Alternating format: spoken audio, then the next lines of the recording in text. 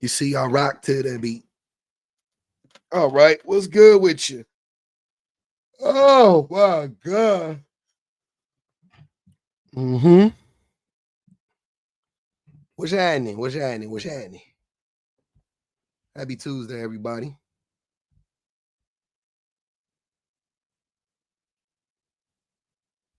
Happy Tuesday, everybody. Everybody. Going content. Go videos.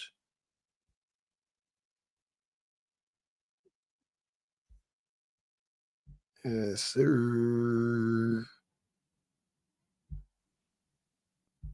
Let's go abbreviated. Controversial issues. Yep. Boom.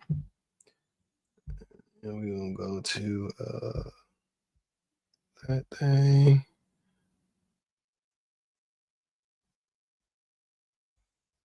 Yeah. We live, baby. What's good with y'all, man? Average means the majority in this case. Typical man.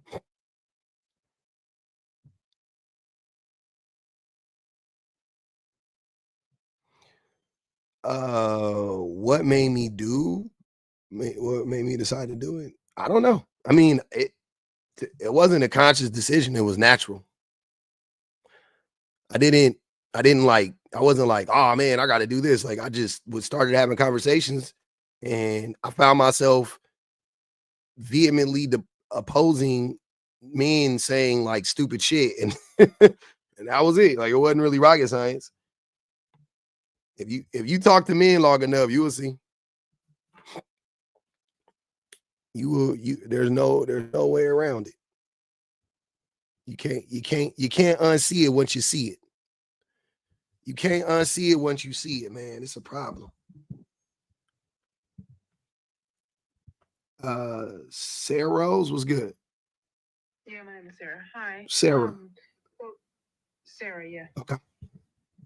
So you believe that like the average man is I don't know how to put the words. Abuser? Band or anything. Yeah, a sexual abuser. Yeah. Are you saying it because you are one, or because you believe like no, the men have to change? That men have to change, obviously. Why would the other one be the that was dumb. No. So I don't know you. Obviously. Right. So it's not obvious that you would how do I put this? That you would oppose what he did. Huh? I said, I don't know you, so I don't know. It's not obvious that I don't know that you would oppose what he did. What does that mean? I don't understand. Why is that? What are you saying? Because a lot of men do believe that well, a lot of men say not all men, right? Okay. Right. So I don't know you, so I wouldn't know that you didn't feel that way, if that makes sense. Yeah, I mean, you thought that I would say that it's not all men, but in reality, I understand the phrase "not all men" until it's no men. Like you didn't know that I knew that I would understand that phrase pretty much, right? Right. Yeah, but I do. Okay, then I have no opposition. Then I like it. Thank you. Okay. Skeptic was good. How is Diddy the average man? Yeah, because the average man is I think the average man is extremely abusive.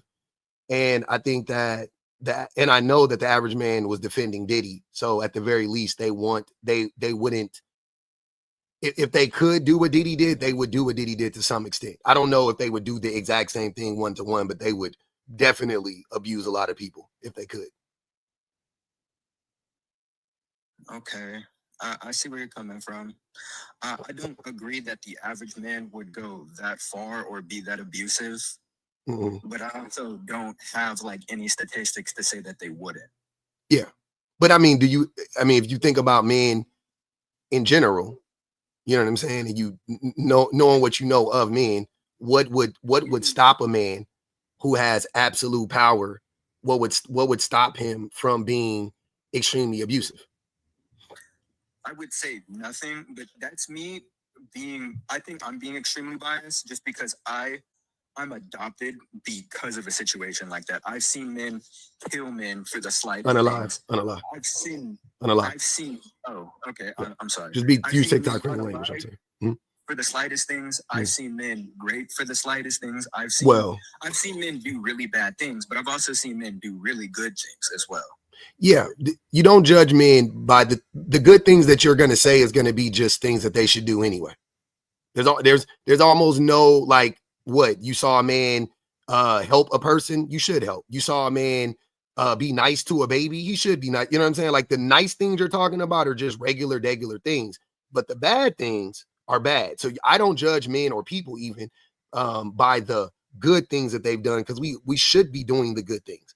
That shouldn't be like, that's like, the fact that the good things stand out to you is odd, that you deem them to be good and not just what you should be doing is exactly my point. You know what I'm saying? Like, I don't like the things that I do for my family. They're not good. They're it's what I should be doing. You see what I mean? Like, I don't look at it like, oh, I'm doing a good thing because I paid the rent this month. Oh, I'm doing a good thing because I bought my wife a birthday present. Like, I should be doing that stuff. That's like par for the course. What I shouldn't be doing is abusing them, though. That should be the thing to stand out. The negative behaviors, not the positive ones. Okay, I see what you're saying. The good things that we talk about are genuinely things that we should be doing, and as we participate in society, but the bad things are so bad they hold society back. Yeah, the good things don't like push society. They like, that should be the baseline. The baseline should be all the good stuff you do. Appreciate you, Kenny. The good things should be all the basic things that we do. It should be you treating people fairly and kindly, and, you know, helping people that don't know you, or, you know what I mean, like helping people outside of your circle, being empathetic to, you know, humanity in general, like things like that. Like, these are things that we should be doing. We should have a collective consciousness that in it exists empathy, right? And the desire to treat other people as you want to be treated. Like, that should be just what everybody believes, and that's how we all function, right? And but we have strayed so far from that anytime people do things that are not fucking egregiously terrible, we want to give them a cookie and a pat on the back. And I'm like, what? Why? I don't praise people for doing things that we should be, like, you know, I just find it odd that we praise people. And it's not just a you thing, brother. We do it as a society. You're not wrong. You know what I mean? Like, I think that most people think like you, but I just think it's odd. Like, I've given this example a million times. When I go outside with my kids, I feel like the whole world is like, oh, good job, you're a good dad. And I'm like, you mean because I went outside with my babies who I father and I like take care of? Like, that's odd that you think, you know what I'm saying? But they don't do that with mothers go outside. They do it for me, but they don't do that for mothers. You know, they don't like, we just be so quick to give people cookies, especially men. We be so quick to give us cookies for doing like nothing. Like, oh, you help that old lady across the street. Yeah, you should help an old person across the street if they can. You know what I mean? Like, oh, you got up and stood up to let that pregnant woman sit down on it. Like, you should stand up and let a fucking pregnant woman sit down. If that woman was your woman and she was carrying your child, wouldn't you want somebody to do that for her? Like, at the very least, like, I'm just, you know what I mean? Like, it's just odd, just so odd how society is right now to me. I was going to use your example. When you bring it up, I mean, like, go ahead, sir. Use your example because me and my husband, we have a goddaughter. Mm-hmm. I go out with her. They just, okay, it's a mother. Yeah. I'm not her mom, but they're like, okay. They assume you're the mother, yeah. Mm-hmm. Exactly, and they're like, okay, go ahead. If my husband goes out with her, it's always like, oh, it's so nice that you're going out shopping with your daughter. Mm-hmm. Absolutely. I feel that. So when my husband and I were pregnant with our youngest, he used to get so many compliments for going with me to doctor's appointments. Mm-hmm. Oh, women. Oh, men will actually say that as like a badge of honor. Like I just heard it. He said it this dude was like, I went to all my wife's doctor's appointments when she was pregnant. I'm like, you should though. Like, why are you telling me that? Like that would be here's what I'm saying. Saying that you were at everyone is just as dumb as you telling me that she was at everyone. I would assume you were at everyone. You know what I mean? Like I don't understand it. I was there for the birth of both of my children. Should you not have been there? Is that like because the bar is so low because so many men aren't there for the birth of their children? So many men, you know what I mean, don't show up for their women in these ways that when men do, men get to go like it's a badge of honor. Like, oh yeah, I showed up for my like. You mean for your baby? You mean you were there for your child? Okay, you were invested in your child? Yeah. The fuck, duh. And that's the stuff that I'm trying to get like. I'm trying to get men to understand that that's crazy that we think like that. That's crazy that the bar is so low that just a man going outside with his child is like cause for a parade. It's like, what are you talking about? That's crazy. That doesn't make any sense. Right? Okay, I see what you're saying. So, hold on, let him go. Let's Captain go real quick because he was trying to go before and then you cut him. Go ahead. Yeah, I see what you're saying, that the bar is so low that even with all the power and the money, instead of helping people, the man would like abuse a bunch of other people. Say that one more time. I'm sorry. I missed it. Take advantage. I'm sorry. Say that one more time. Say that one more time. I missed it. Yeah, my Wi-Fi is kind of cutting out. No, you're good. It was me. I didn't hear you. The average man, if put in Diddy's position, would do the exact same thing. Or something similar. Maybe not the exact same thing. Yeah, he would abuse his power in some way, shape, or form. Almost guaranteed. Almost guaranteed. To what extent? To what, whatever. Fine.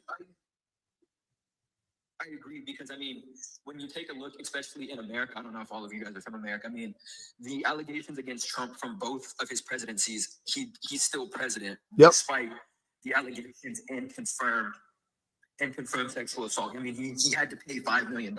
Yep. And when he tried to appeal it, they said, they said no. They said everything was fine and in order, and we still elected him president. Yep. I mean, and they told him that he could submit his DNA and clear his name, and he said no because she had the dress with the DNA on it. He said no. He also was accused of raping his ex-wife, and she said it under deposition. So under oath, she said, or in a deposition, she said it under oath that he raped her multiple times while they were married. Now, I get it in the 90s, and here's another crazy thing. Prior to 1993, marital rape wasn't considered rape, right? It was no such thing as marital rape before the passing of the the act of where I am in Canada, where I am, they didn't allow us, even though it was illegal to do that to us. I actually filed against my ex-husband back in 2010, and I was denied because we were married. Oh. And I'm in Canada. Oh, look. So it's still just like more updated information for you there. It still goes on, and it's still being denied because we are quote unquote married, and I gave quote unquote consent because I signed a piece of paper. Yep. Yeah. So that's like that type of stuff is why I like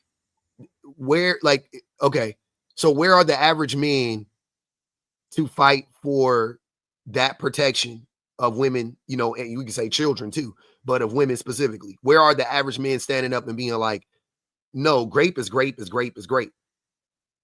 Where are they at? Where they're not here because they believe that once you sign a paper, they not own you, but they do have full, like they do get to. Yeah, you gave up your autonomy once you signed that paper. Yeah, exactly. And the law sees it that way too, and it definitely did for a long time, and we still have remnants of it in 2025. And that's why I think it's hilarious when men also talk about like, oh, back in the day when our grannies was married and blah blah blah blah, and you know what I mean, and all that stuff. And I'm like, yeah, your granny was a slave. Your granny was a prisoner. Your great grandma was a prisoner. when it comes to that, especially when I see it a lot, because I'm not that old. Like I just turned 20 like a couple months ago. Yep, you sound really young. But I've seen it to where when we're raised, right? Especially me, I was raised by very toxic men. I mean, they were gang members. They went out and killed people, right? Unalive. But when I see it, it's like our grandfathers and fathers are like, you should go get a woman who's submissive and do all of this. And when you look at your grandmother, I even see this now between my adopted grandparents. She's miserable. She's absolutely miserable. Hates living there. But what really sucks is due to religion, they refuse to divorce. And so and what I see about it, what made me like kind of, I can see where you're coming from, is our grandmothers are miserable, but our fathers and grandfathers refuse to notice and then teach us to same behavior. And then when they're miserable and we're really depressed, they don't kind of help us. They not at all. That's fine. Ignore it. And they kind of just tell us to do the same thing. And that's why the Me Too movement is so big, is because to us, the Me Too movement, these are just women that are just complaining about men or whatever. But it's like they have normalized sexual abuse, sexual assault, just to the point where it doesn't register with us. And I remember this because I was in middle school when this happened. There was a big thing called Slap Ass Friday. That, as the name sounded, they would go and they would slap the asses of girls. And it was just like, I registered that now, like, as an adult. I was like, that's sexual assault at 11 that nobody corrected at all. We just kind of went along with it. I'm 35. We had, when I was in high school, they called it hump day. And that was on Wednesday. And boys would come up behind us girls and do what I just said to us against our will. And the teachers never did anything. They said, oh, boys will be boys. Yep. And we were forced to take it until we started throwing hands. Yeah. And us girls got in trouble. Yeah, of course the girls got in trouble. Wow, they never addressed the first harm that was caused. It's always the retaliation. Yeah, the same thing. I talked about it many times, how in schools women don't or girls, I should say, how they're always held to this thing. Like with the dress code, they'll be like, oh, girls, you need to not wear short skirts. You need to not wear spaghetti straps, no halter tops, whatever. And it's never, hey, boys, stop sexualizing women. What up, Lex? Appreciate you. It's never the boys. It's never the jobs of the little boys to change their behavior. It's always the jobs of the little girls to change theirs. And they set the tone for that early on. They do that in elementary and in junior high school and so on and so forth. And then we get to a society nowadays where, again, like I just got done making a video about this. This dude was like complaining about how he was talking about black women specifically, of course, but he was saying like how black women like don't want, like the bar for black men is higher than the bar they have for every other group of men, which I know is a lie. But I was saying, why would your gripe be with black women and not with racist white men who created a system of racism that basically tricked black women into settling or choosing a less a lower tier white man over a higher tier black man or whatever. Like, even if you believe that, I'm saying, right, which is stupid to believe, but even if you believe that, the fight would be against the system than rather than the women. It would be, well, damn, they're tricking black women into thinking this. Who's doing it? Oh, it's the white T-man. It's racism. It's capital. You know what I mean? Whatever. Let's go fight against that. Let's get our pitchforks and fight against that.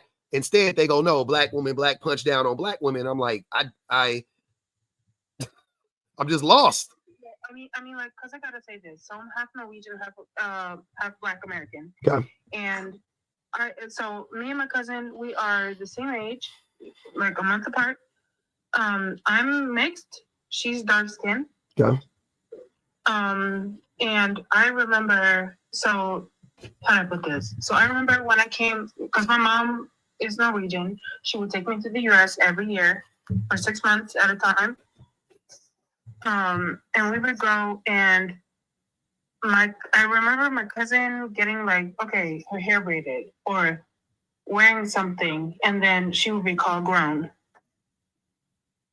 They would adultify them. And then I was like, But I feel like that is a Black community problem, because why is she grown? Me and her would get the same outfit. Why is she grown and not me? Yeah, I mean, adultifying, I think that's off topic, but yeah, I hear exactly what you're saying. Oh yeah, adultifying darker skinned Black people, specifically Black girls, that's a known thing in our community. I mean, that it didn't start with us though, by the way. It didn't start with us. To your point, then it would be racist white people adultified darker skinned Black, you know what I mean? Like that's what it was. And they still do. And they still, oh yeah, it never stopped. But and that's where it was. And then we adopted those practices and we didn't reject them. And that it's just what I'm talking about, and all of it is just a continuation of that. And instead of us punching up, we start punching down on everybody else and all these other marginalized groups of people. You know what I'm saying? As opposed to addressing or stepping to the people that actually are causing the most harm. And that's always my issue. Is like I just want us to, like, I'm okay with us being mad. I think anger is fine, right? I'm not here to police anybody's emotions. No, we should be angry. Yeah, be angry. Like I actually think we're not angry enough. But I'm saying the anger and the ire should be directed. It should be concentrated in a specific direction. That's all I'm saying. And that's the thing that annoys me about these conversations, is because it's like everybody's doing this shit. You know what I'm saying? It's like, oh, it's him, it's them, it's them. And I'm like, no, really, it's here. Like it's like, how did we get here? Let's just start at the top. Let's work our way down. It's never that. It's always they want to start at the bottom and then work their way up. And I'm like, that's not how it works. You know what I'm saying? And we can walk and chew gum at the same time. It's white teen men who have sexualized girls for generations, regardless of the race. Like I'm indigenous, yep, but my mom's white. So I look fairly pale due to like medical reasons. But when my cousins and I would hang out, because obviously just like you, I'm very pale compared to my cousins who are very dark. And I would see differences of how I was treated based on how they were treated, specifically due to their skin color, not just in our family, but like by, the police, by store owners, all of that other stuff. And I would wear, just like you said, we would wear the same outfit because I don't know why people like to dress their kids the same. That's just weird to me, but they do. And I wouldn't be sexualized, but my cousins would be. And that bothered me. We actually stopped going out because we were worried about what would happen to us. Damn. Because like in Canada, we still have the MMIW and the MMIP. Like we are being unalived at a horrific rate, even to this day. The RCMP unalived a boy. I don't know what any of these acronyms are. Oh, I do have to missing. Sorry, go ahead. No, I said I do have to disagree with you on some points. Yes, Native Americans are getting unalived at a high rate. In Canada, I'm speaking about Canada. In America too. Anywhere they are. Everywhere. But yeah. I do have to disagree with you on that it's all just white teen men, because no, I said that's how it started. Yeah, she said that's how it started. Sure. Yeah. But I mean like if so I've done a lot of research about, like, I don't know if I can say the word, but slavery. Uh-huh. Yeah, and white teen women actually acted the worst during this time because they were jealous, right, of their men going up. So, I mean, like, I'm very, I agree with you about that, like, indigenous women getting unalived, not just women, but indigenous people getting unalived. I mean, the people, it's hard to say that because the people who actually committed the vast majority of violence were white men. You know what I'm saying? Like, you can say white women spurred it on or whatever, or supported it or whatever, but the people who actually committed the violence were men, though. White teen men were in charge, yes. No, they literally committed the most acts of violence. That's what I'm saying. You can say what were the people who drove them to do, who were white women cheering them on, yes, absolutely. Like, there's no doubt about that. Yeah. But I mean, like, after everything I read about slavery, white teen women definitely played a huge part. Oh yeah, there's no argument about that. They had a different type of, how do I put this? They would cause damage emotionally and mentally, even though they might not have been able to do it as physically as the men, but they caused irreparable, like horrible atrocities. Yeah. There's no, to me, it's just a nuanced conversation. I'm not, there's no debate on that whatsoever. If they cause harm or that's obvious, right? It's, but the reason why I'm like this about this is because for what you're saying to be true, it would go against the patriarchy. It would go against the whole idea of the patriarchy. That's what I'm saying. So that's why, to me, I know that it like, so the slaves were the property of white women, right? As well as the white man, but the white woman was the property of the white man. You see what I mean? Like, so saying like, oh, they actually were the worst, like, no, they weren't, but they were fucking terrible. Yeah, there's no doubt there's no doubt there. You know what I mean? Like, so we got to keep it in order that way.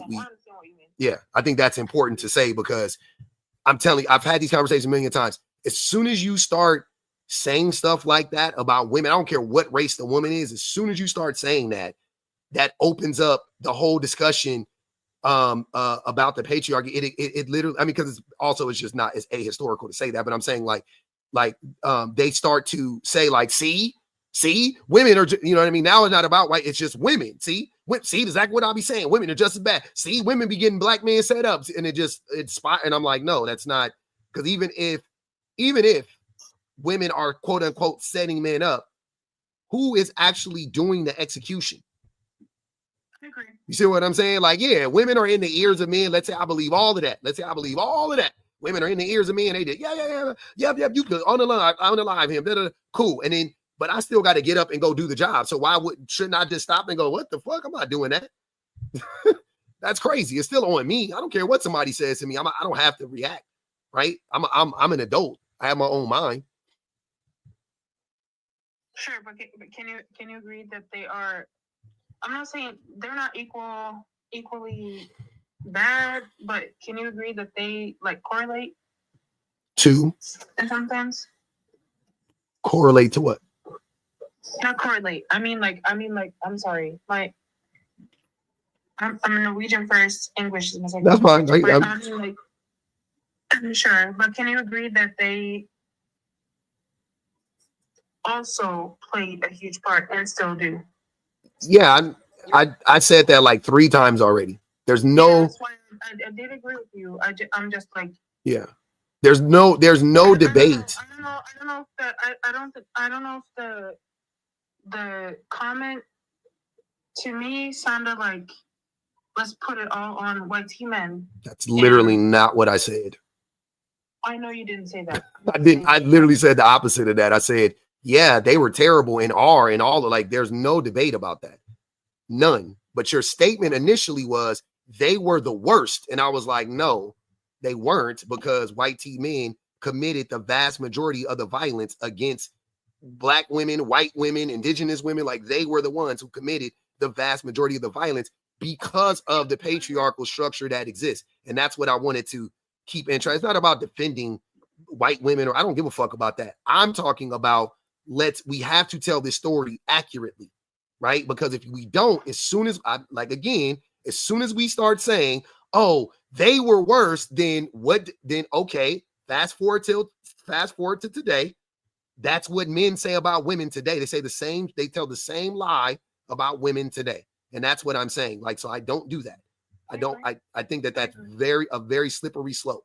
It's not a debate on if they were bad. They were terrible and are still terrible. And are like, it didn't stop. You know what I'm saying? I'm all with all of that. But were they the worst? No, not even close. Not even close. But were they fucking terrible? Hell yeah, they were and are terrible. Absolutely. But they didn't unalive. Yeah, I agree. They don't have like the blood stains was on the male's hands. You know what I mean? That's all I'm saying. And that's what I want to keep. That's what I want to keep it. I mean, like, they didn't have power. Yeah. I mean, they had power over us. I mean, yes, but they didn't have power over. They didn't have power over them. And also, exactly. When you talk about the patriarchy from this aspect, right?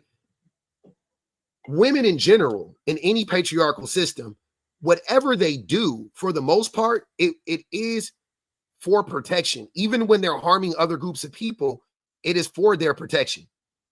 You know what I'm saying? Like within the patriarchal structure. So like when like for an example, like how men get mad at women for rejecting them based on how much money he makes, let's say, for an example, right? That's something that men commonly like, oh, this one. But okay, so you're mad at women because the patriarchy and capitalism tells men and women, it forces us to be in this fucking rat race for money, right? Essentially, right? We need shit or whatever the case may be. So we exist in this fucked up system that men created. Cool.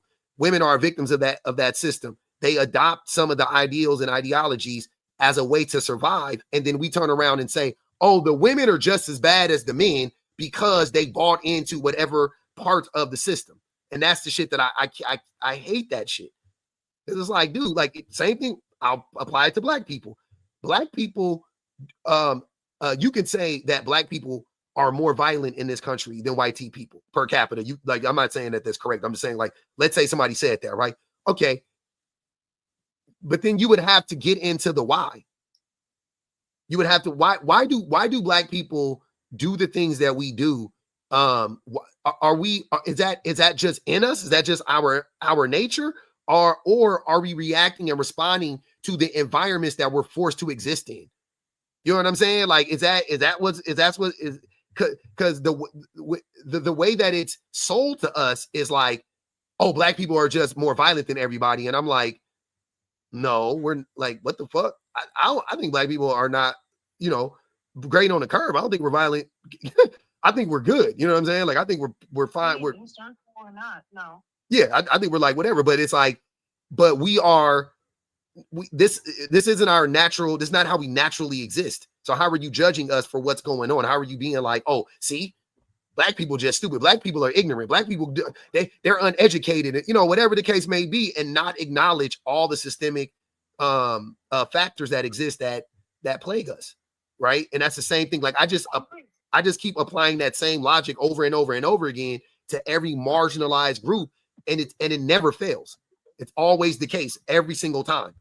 Like whatever you would say about gay people, you know what I'm saying? Like a gay man still being misogynistic. It's like, yeah, he's still a victim of the patriarchy. Like, you know what I'm saying? No matter what, the gay's gay, and I do agree. You know, I think I was making a bad. How do I put this? I think I was like forming my point in a bad way because I don't believe that white women are worse than white men, right? I don't believe that. Who that white women are? No, I said I don't think that white women are worse than white men. Okay. Okay. I've read a lot. Yeah. That's fine. I think we're beyond that now, though. I think I hear what your point was, and you hear my point. Yeah, we're good. I was just letting it be known. Like, I just think I just want to make sure that that's the reason why I am such a stickler on that, because I don't let that slide with any marginalized group. I'm not going to let anybody say about a marginalized group, you know, like try to be like, oh, see what they're doing, and then not acknowledge all the systemic oppressions that exist within, say, a marginalized group and community. You know what I mean? Like, I'm always going to be like, okay, whatever they're doing, I can almost guarantee you it is simply a reaction to this, you know, to their oppression. That's all I'm saying. No matter what it is. It's like, okay, so let's identify the oppression and what triggered this this behavior, as opposed to just being like, well, they're just as bad or they're worse, or like, no. Why? If they are, why? But like, what's going on? Like, what is the drive? You know what I'm saying? What is causing this behavior? Because I know that if I believe that if you remove black people from this system, that we would thrive. I believe we would be, you know what I'm saying? Like, I think it would be awesome. Will we be perfect? No, we would be fucked up in so many ways, but but we would be way better off than what we are now. Right? I'm saying thrive comparatively compared to where we're at right now. You know what I mean? But yeah, we are definitely like, you know, black people we didn't have it. It wasn't perfect, but when we were in Africa, it wasn't like Africa was fucking, you know, was it, where Black Panther live? It wasn't, you know what I'm saying? We wasn't making shit out of. Are you trying to say Wakanda? Yeah, it wasn't fucking Wakanda. Like, Africa was not Wakanda before white people got there. Like, don't let Black Panther fool you. Like, not really, but Compared to compared to Europe, yes, we were. Yeah, exactly. In certain ways, yeah, in certain ways, but in certain ways we weren't, right? Like I think we were more humane than everybody else. I do think we were more humane, but would I say we were humane? No. Were we humane? No. But were we more humane? It's like when I talk about men, like I could say I think black men are the most empathetic group of men versus every other group of men. But that's grading on a curve because I'm grading us versus every other man. Because we know white men don't have, you know what I mean? Like in general, white men don't have no empathy. You know what I'm saying? So I'm grading on the curve, but are we empathetic is the question. And the answer is no. Are we more empathetic than every other group of men? Yes. Are we more I mean, if you look up the studies on it, politically, we're more left leaning. We're more progressive than every other group of men. No doubt about it. But are we actually progressive though? No, we're conservative in so many ways. In so many ways that hold us back. You know what I'm saying? But are we more progressive than white people? Yeah, absolutely. Comparing us to Europe is a low bar. That's what I'm saying. Comparing us to Europeans is a low bar. So the bar is low. So what would you think men would need to do to become more empathetic? We need to have these, I think we need to start having these discussions more. I think that's a start, right? Like really like trying, like the mirror needs to be held up in the face of men, you know, and we, because sorry. Go ahead. I just, well, in indigenous culture, we always taught our men to never be afraid of their emotions, which was taken away from us when white men came into our culture. Mm. So if our men were down emotionally or mentally or physically, we would bring them up as a tribe, as a group, as a people. And I feel that men today are told that they are not allowed to have emotions other than anger, which is so detrimental to men as a whole. Yep. Because they're human. We have emotions. We feel sadness. We feel pain. And with the way that the white men have portrayed this upon all men, it's so detrimental to all men. Men are allowed to have emotions, and going to see a counselor, talking about your problems and bringing them to light helps you heal. And I feel that not a lot of men are able to do that because they're afraid of feeling weak. When emotions don't make you weak, I feel they make you strong. Yeah. But I think that I'm sorry, Masqua, who told you, or who told men that they can't show emotions? Men. I'm speaking from like my experience. So white men. She said men already. Yeah. Tribes, they told us that we weren't allowed to like speak our language. We weren't allowed to show emotions. That we were flora and fauna. They told us that we weren't allowed to react to the pain mentally, emotionally, or physically that we were experiencing. And so they told us that we had to bury it down. Yeah. Like I can't speak for any other people besides my own. Mm. Yeah, men said that, but women do not like. I'm speaking for myself. I would love. So I'm married, but I mean, like, I married him because he is in touch with his emotions. I love that he is, and he doesn't like, and not just anger. And that's amazing. That's amazing that he has that ability. But I'm talking about the majority of men are told that that's not okay. Like Septic was saying, his grandfather was angry and his grandmother was miserable. That's probably because they were told they weren't allowed to have conversations to actually express how they're feeling, to get to the root of their anger.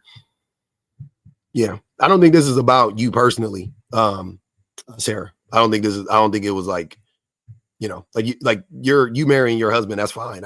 But I do agree with Masqua in general. Is like, yeah, man, she said it great, like white men. But the thing, see, I think again, like I like to be honest about this because white men took the patriarchy and definitely like put steroids in it and made it like way worse.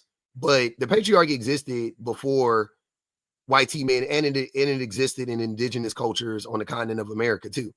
And it didn't, I don't think it was as rigid at all. You know what I'm saying? I don't think it was as rigid or as destructive, but it did exist.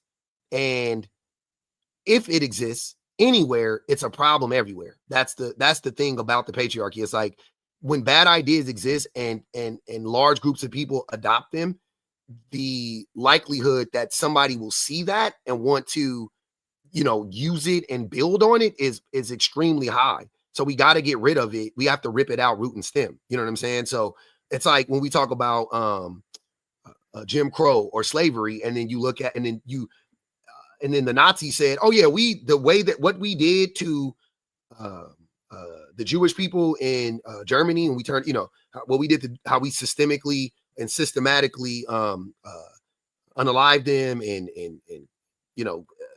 pushed them into camps and all that stuff. We learned that from America. That's why I thought it was so hypocritical that America was fighting against Germany.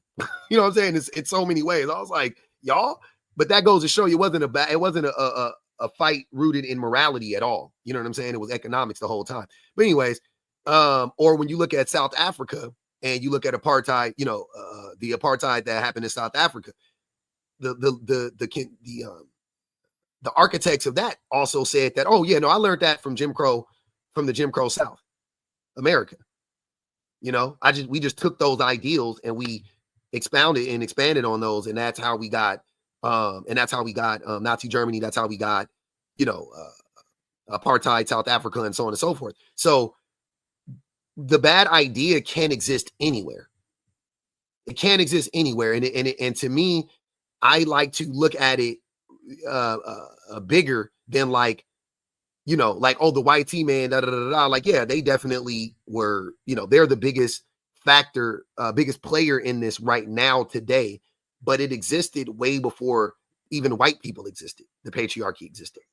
You know what I'm saying? It's been here for 2 millennia. You know what I'm saying? So we need to get to the root of it, right? And the root of the patriarchy is this. It is simply a system created to hoard resources. At the end of the day, it is a system created for a small group of people to hoard a lot of resources, or the majority of resources, for themselves. And people are also resources. That is the idea of the patriarchy. That is what it's about. It's about hoarding resources. So you create a hierarchical system where you put one group of people at the top, and you arbitrarily make these arbitrary rules that say if you're born with a penis, or you don't have to be born with a penis, by the way. If you present as a man, you get benefits. If you present as a male, right, whatever that means, you get benefits. That's pretty much how the system works. If you present as a, you could go home, take all that shit off, paint your fingernails, wear high heels, dance around in lingerie as a man. Like, it don't fucking matter. But as long as when you are out, you present as a male, you will benefit from said system, right? And also you will benefit from it when you go to the doctors too. You know what I'm saying? There's certain places where all that fluff goes away too. But yeah, you will benefit from it, as long as you present as a male, as a man. Sorry.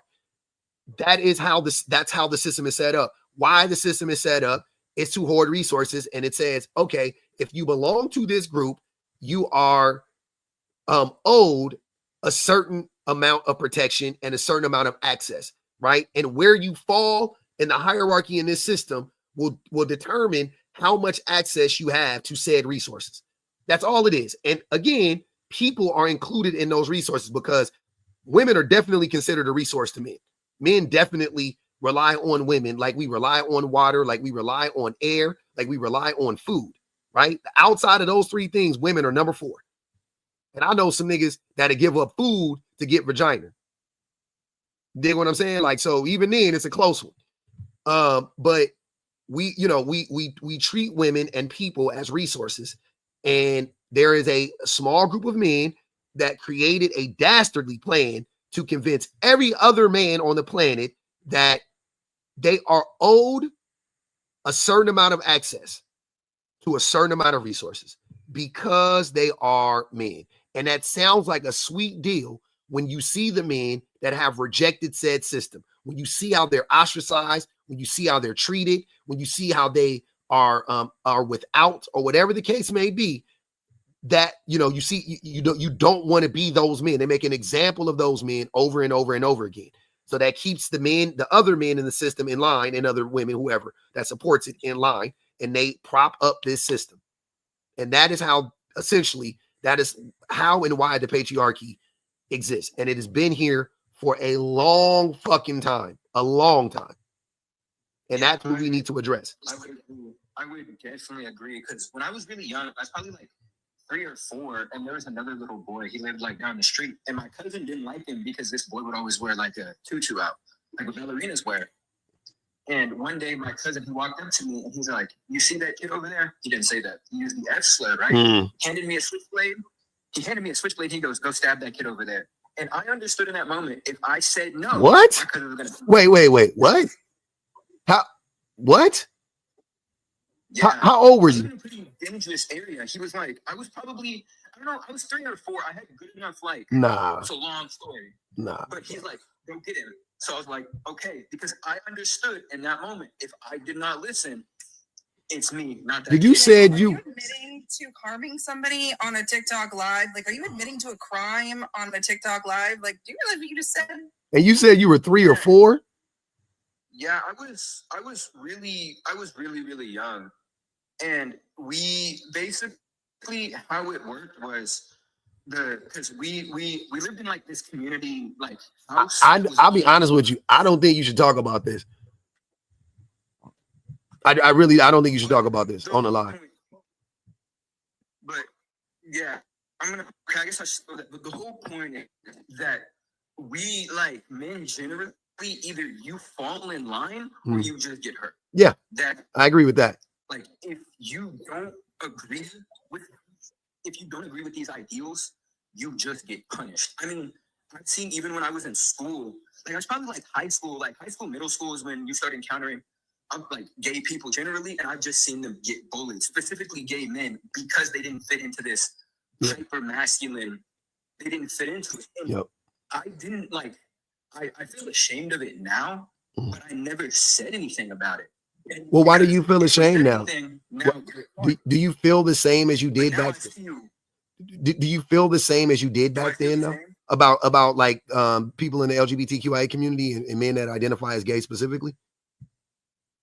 I never hated them. I just no. I know. I'm not saying you did. I'm saying, do you feel the same way though about them now? Like, would you speak up now if somebody said something? Yeah. Okay. Yeah. Well, why feel ashamed about it then? Because I didn't step in when it really counted, right? Like, I think there was one kid in my high school. I'm gonna skip over that part just because it was really dark. But it didn't end up well for him because he got bullied every day, and nobody said anything. And to me, I've never understood like the whole, like, let me just say, like, the whole straight man thing of, why do I care about what somebody else does in their private life? Don't care. That's them. That's their business. Yeah. But I think it's to a point to where it's so dangerous that I've now, probably around like 18, 17, I kind of looked at masculinity broadly. And it's like, the only thing that I really got out of it is violence, robbing people, and then like selling drugs. Like, it's all bad. And it's like, and it was like, bro, where did you grow up? At the height of Andrew Tate, right? And where did you grow up? I grew up, before I got adopted, I grew up like everywhere, right? So I was in. Oh, you were adopted. When I grew up with my cousin, I was adopted at like 7. So before that happened, I was living in Detroit. I was living in St. Louis. All right. Really dangerous cities. Yeah. That's Okay. when the rent was the cheapest. So it was just what we could afford. It's adding up now. Okay. I was just trying to get a handle. My head was kind of swimming, bro. I was like, what the fuck are we doing? But okay, I get it. I didn't grow up at the best, but I got to see a lot, and I just, like, when they would make fun of like feminine people, I was like, they seem so happy. These men over here painting their nails and having fun. We're over here. I mean, I looked at the statistic. Men like commit suicide at one of the highest rates, and we don't care until women present something, and then we can use it as a way to attack them. It's like, y'all don't actually care. You spitting facts. It's I don't know if you know. Hold on. It's me, Cherie. Do you know you're up here? No. All right. I don't even know how to get down. I got you. Yeah. I can tell when people don't mean to come up sometimes because they don't mute when they come up and they don't say anything. I'm like, they don't know they're up here. So I just wanted to make sure. Ask me if my cousin is in prison.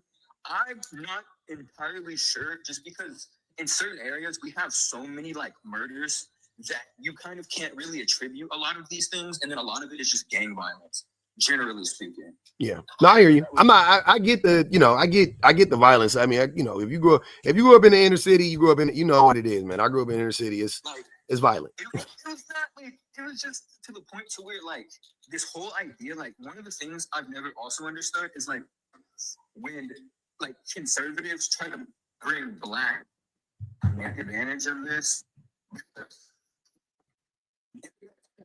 You breaking up bad, man. And that's my Wi-Fi's kind of bad. Let me see if it'll connect better. But I don't like the way that it's presented as if all minorities are together, because black men are probably some of the most conservative people I've personally ever met. We are. Yeah, we are. And that's what I was saying earlier. They just, I don't know. And it's just, for me, I've never seen, like, I saw another live where they were like, masculinity is bad. And it was a woman up there. And at first, I was going to scroll past because it was like, oh, okay, whatever. These people are going to argue online. Every time a man went up there, he cussed her out. Like, just unleashed havoc on that woman. And then I would scroll to a new live, and there's a man up there, like in your case, right? There's a man. I have not seen a man come up here and wild out. Oh, stick. Single word. Hold on. Always respectful. Hold on. Stick around. Stick around, man. Don't worry. It'll happen. What up, BBG? You already know why I came. No, I don't. Don't even. Yeah, you do. You sound like the police when they be like, you know why I pulled you over? I don't know why you pulled me over, officer. Why did you pull me over? Roll the window down, sir. I only cracked it. You tell me what you want to tell me. First of all, I've been listening, minding my business, Mm-hmm. the whole time. Mm-hmm. Then I heard Detroit, and I feel like if you say Detroit 3 times, I pop up. Mm-hmm. Now, what you want to say about Detroit, man? You know what I want to say about it. Say it. What side of Detroit were you on? I don't know. I was just really young. I just remember like there was another incident between like two neighbors, and like they just started. Wait. But that didn't answer a question. So you don't know what side you're on. Okay. No. I just don't know. I just know it was like my mom, my adopted mother. She was telling me. I was like, "Was it really that bad when I grew up?" Because to me, it was super normal. And she goes, They told me that if I did not adopt you, you would have died at like 14. Unalive. Please. Oh my God. The language is outrageous. You would have been unalived. How old were you when you were on this said unknown? G-Dub, I got you next. I was probably, I don't know, probably like 3, 4, or 5. I was really young.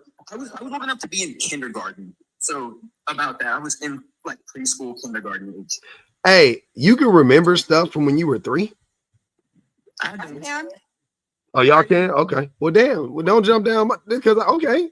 So my memory's bad. Cool. Just say that. No, my mom was always kind of like weirded out by that, so they gave me an IQ test, and so I scored at about like 140-ish. So interesting. I'm not dumb, but I'm not smart. 140 is really high, just so you know. The average is like 90 to like 110, 150, something like that. It's 140 is Mensa. Should be you're a certified genius if you score 140. But go ahead. I want to let GW go real quick. Go ahead, GW. Yeah, I think this take is kind of absurd. Why do you think that? It's the way you put average, your average, like, and it depends on the context. Are we talking about like American men? Are we talking about men like in general? Men in general. Like in the world in general. Mm-hmm. We're talking about men in general or in America? In general? It don't matter. Yeah. I mean, no. I mean, I think it does, but even then, you can't apply what Diddy did to like, you can't apply it to like all the men, like especially the average man, because the average men don't even commit crimes. Who told you that?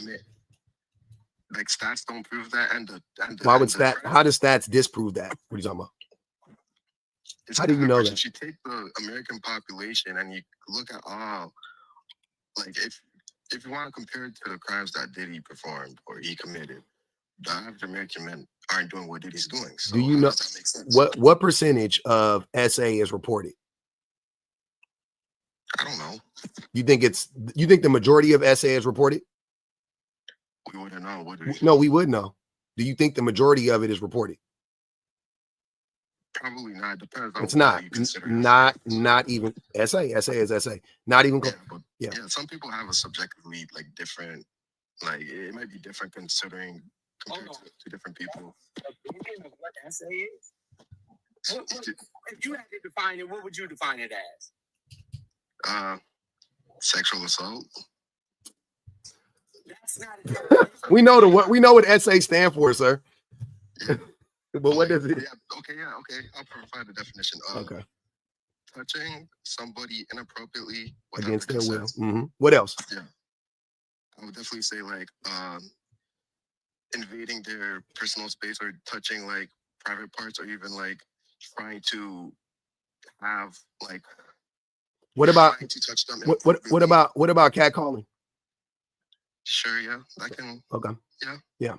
So again, so think about what we just said: catcalling, touching women inappropriately, girls, whatever, inappropriately. Now, keep those glasses on, and now look at men. You're telling me most men haven't done those things? You're comparing it to today. No. I just asked you a question. Can you answer that question? You're telling me that most men haven't touched a woman against her will, verbally, SA'd her via catcalling or something like that, coerced the woman into having sex with her, oh, let me stick the tip in, please, let me just put my tongue in it, oh, mama, please. So you're telling me that most men haven't done these things? Yeah, I would say most men don't do that. There's no way to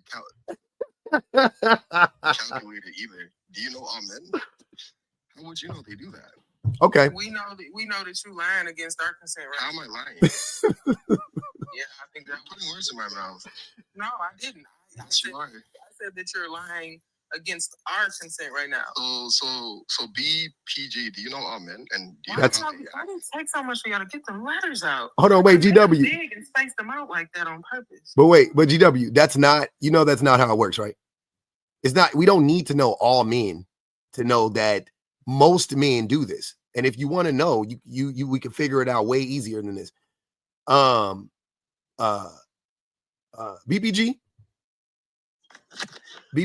can I ask you a question?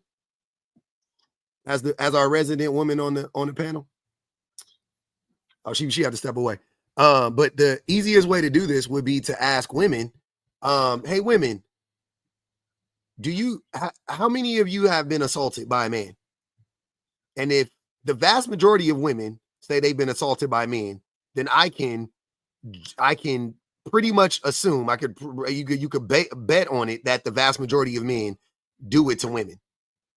Like, it's not a small percentage of men doing it to the majority of women. That's not how it would work. If 99% of women, 90% of women can tell you the same fucking story. When I was 9 years old, I was walking from school and some dude yelled out the window, "Ooh, come here, pretty girl." And When I was 15 years old, some dude grabbed some man followed me home and was yelling out obscenities at me. Like, I have a story that was told to me by a woman who I'm close with.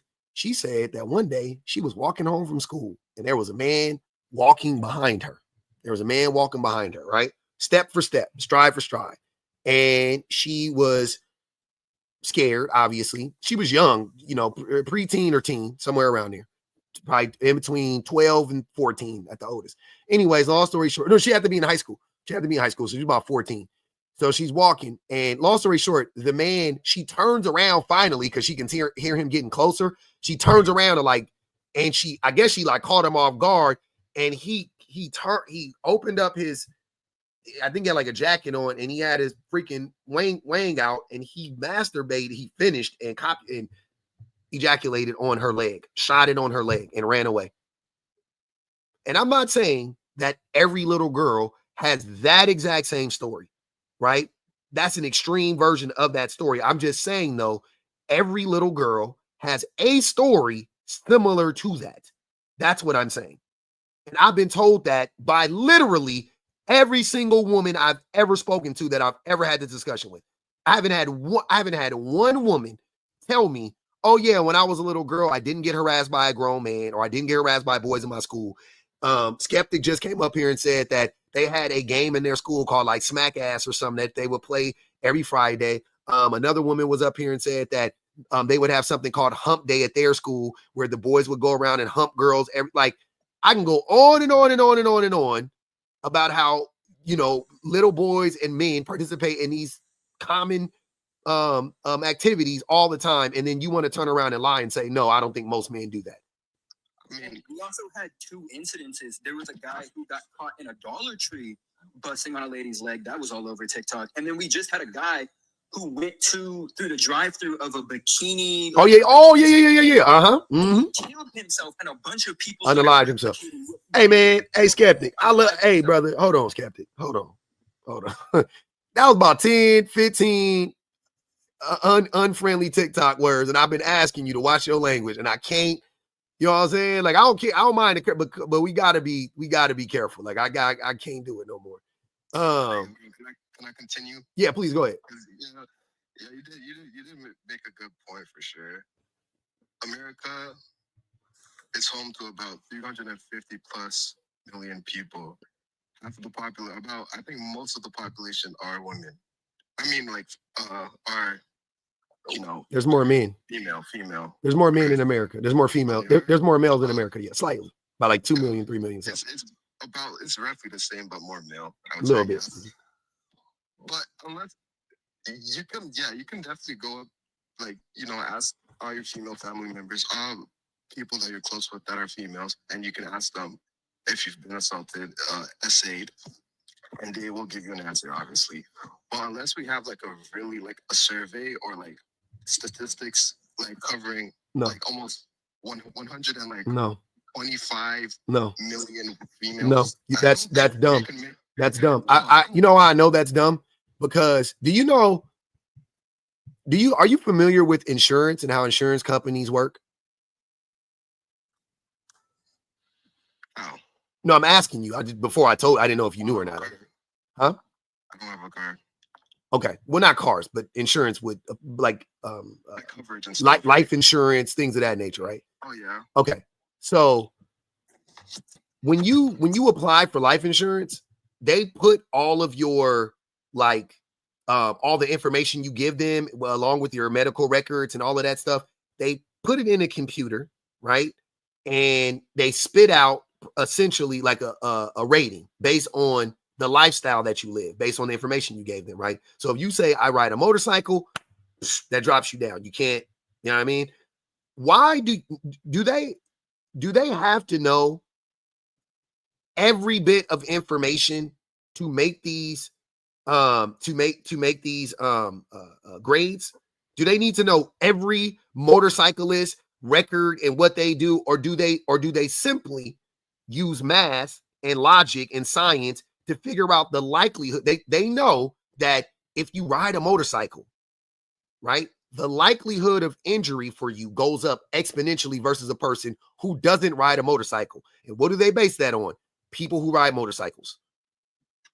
That's it. They don't need to go to every single motorcyclist and say, hey, are you dangerous? When you ride your motorcycle, how do you ride? Do you pay attention? Do you ever ride with one hand off? How often do you ride the free? They don't give a fuck about none of that. They just look at motorcyclists, injuries, likelihood of injuries, so on and so forth. Boom. And they go, cool, here's the rating, right? And the reason why I use insurance companies specifically is because insurance companies are all about the dollar. They're all about the dollar. They don't do, if it don't make dollars, it don't make sense. They are using real fucking science. This is not some opinionated bullshit. Like, you know what I'm saying? This is like real science that they are using.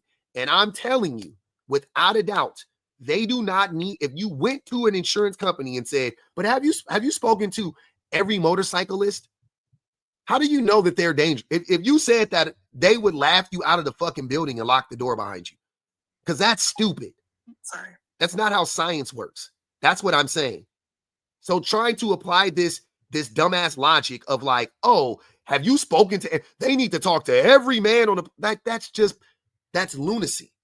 And you know that that's dumb too. You don't live your life like that either. So why are you trying to apply it now? I don't understand it. What do you benefit out of saying that dumb thing right now? How does that benefit because you? not everybody's experience is going to be similar, so you can't really apply it to the general population. Well, GW, I think like something that, one, I want to say that you sound very tone deaf right now. Sorry for What do you mean tone deaf? you sound very tone deaf. It seems like you haven't done the research. Like you could do a quick Google search and see that the fact of the matter is that with all of these violent crimes, especially that of like rape, men are the ones committing these crimes majority of the time. If you look at the statistics, I believe all crime arrest data. We can look at the CDC data. Yeah. We can look at the WHO data. The WHO data. WHO, they have it too. Yeah, WHO Right. Pew Research has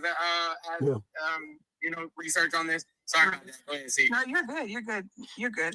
I think it's 97% of all sexual crimes. 98.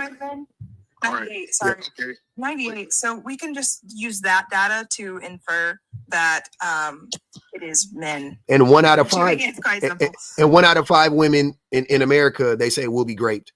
Well, I think that statistic is skewed. The reason I say that is because, I mean, like, obviously this is just anecdotal data, but, you said earlier that you every woman that you've talked to has said that they have gone through something along the lines of either being physically harassed or verbally harassed. Mm-hmm. And so I truly believe in my heart of hearts that that number is significantly higher just based No, on no, the fact that great. we don't report. No, great though. Great. Grape, yeah. Yeah. Even grape statistics. Like I believe it's higher too. Again, Yeah. not to, because I know people don't give a crap about anecdotal data Yeah. majority of the time, but like I am one of those people who did not report any of the times that I was great. Yeah, I agree. I know that there are other women out there who did the same thing, just based off the fact that like nothing would probably be done about it. Yeah. So I think that statistic is probably significantly higher. Yeah, I agree. I agree with 1 in 1. I agree that it could be higher than 1 in 5, but I'm just saying like statistically it's reported 1 in 5 will be great, right? Or, and it's still a lot. that's what I'm saying. That's fucking 20%. That's great though. And this is what I was saying yesterday. That's the most, outside of unaliving, that is the most extreme act of violence to me is graping, right? My question is to GW. If 1 in 5 women will be raped, that's 20%. Do you think between graping and not graping, right? There is tons of essay. There's a ton of essay that exists. 1 in 3 will be SA. Yeah, 1 in 3 will be SA. Okay, cool. We can go with that. But 1 in 3 will be SA. Okay, cool. Which I also think is way higher. But my question to you is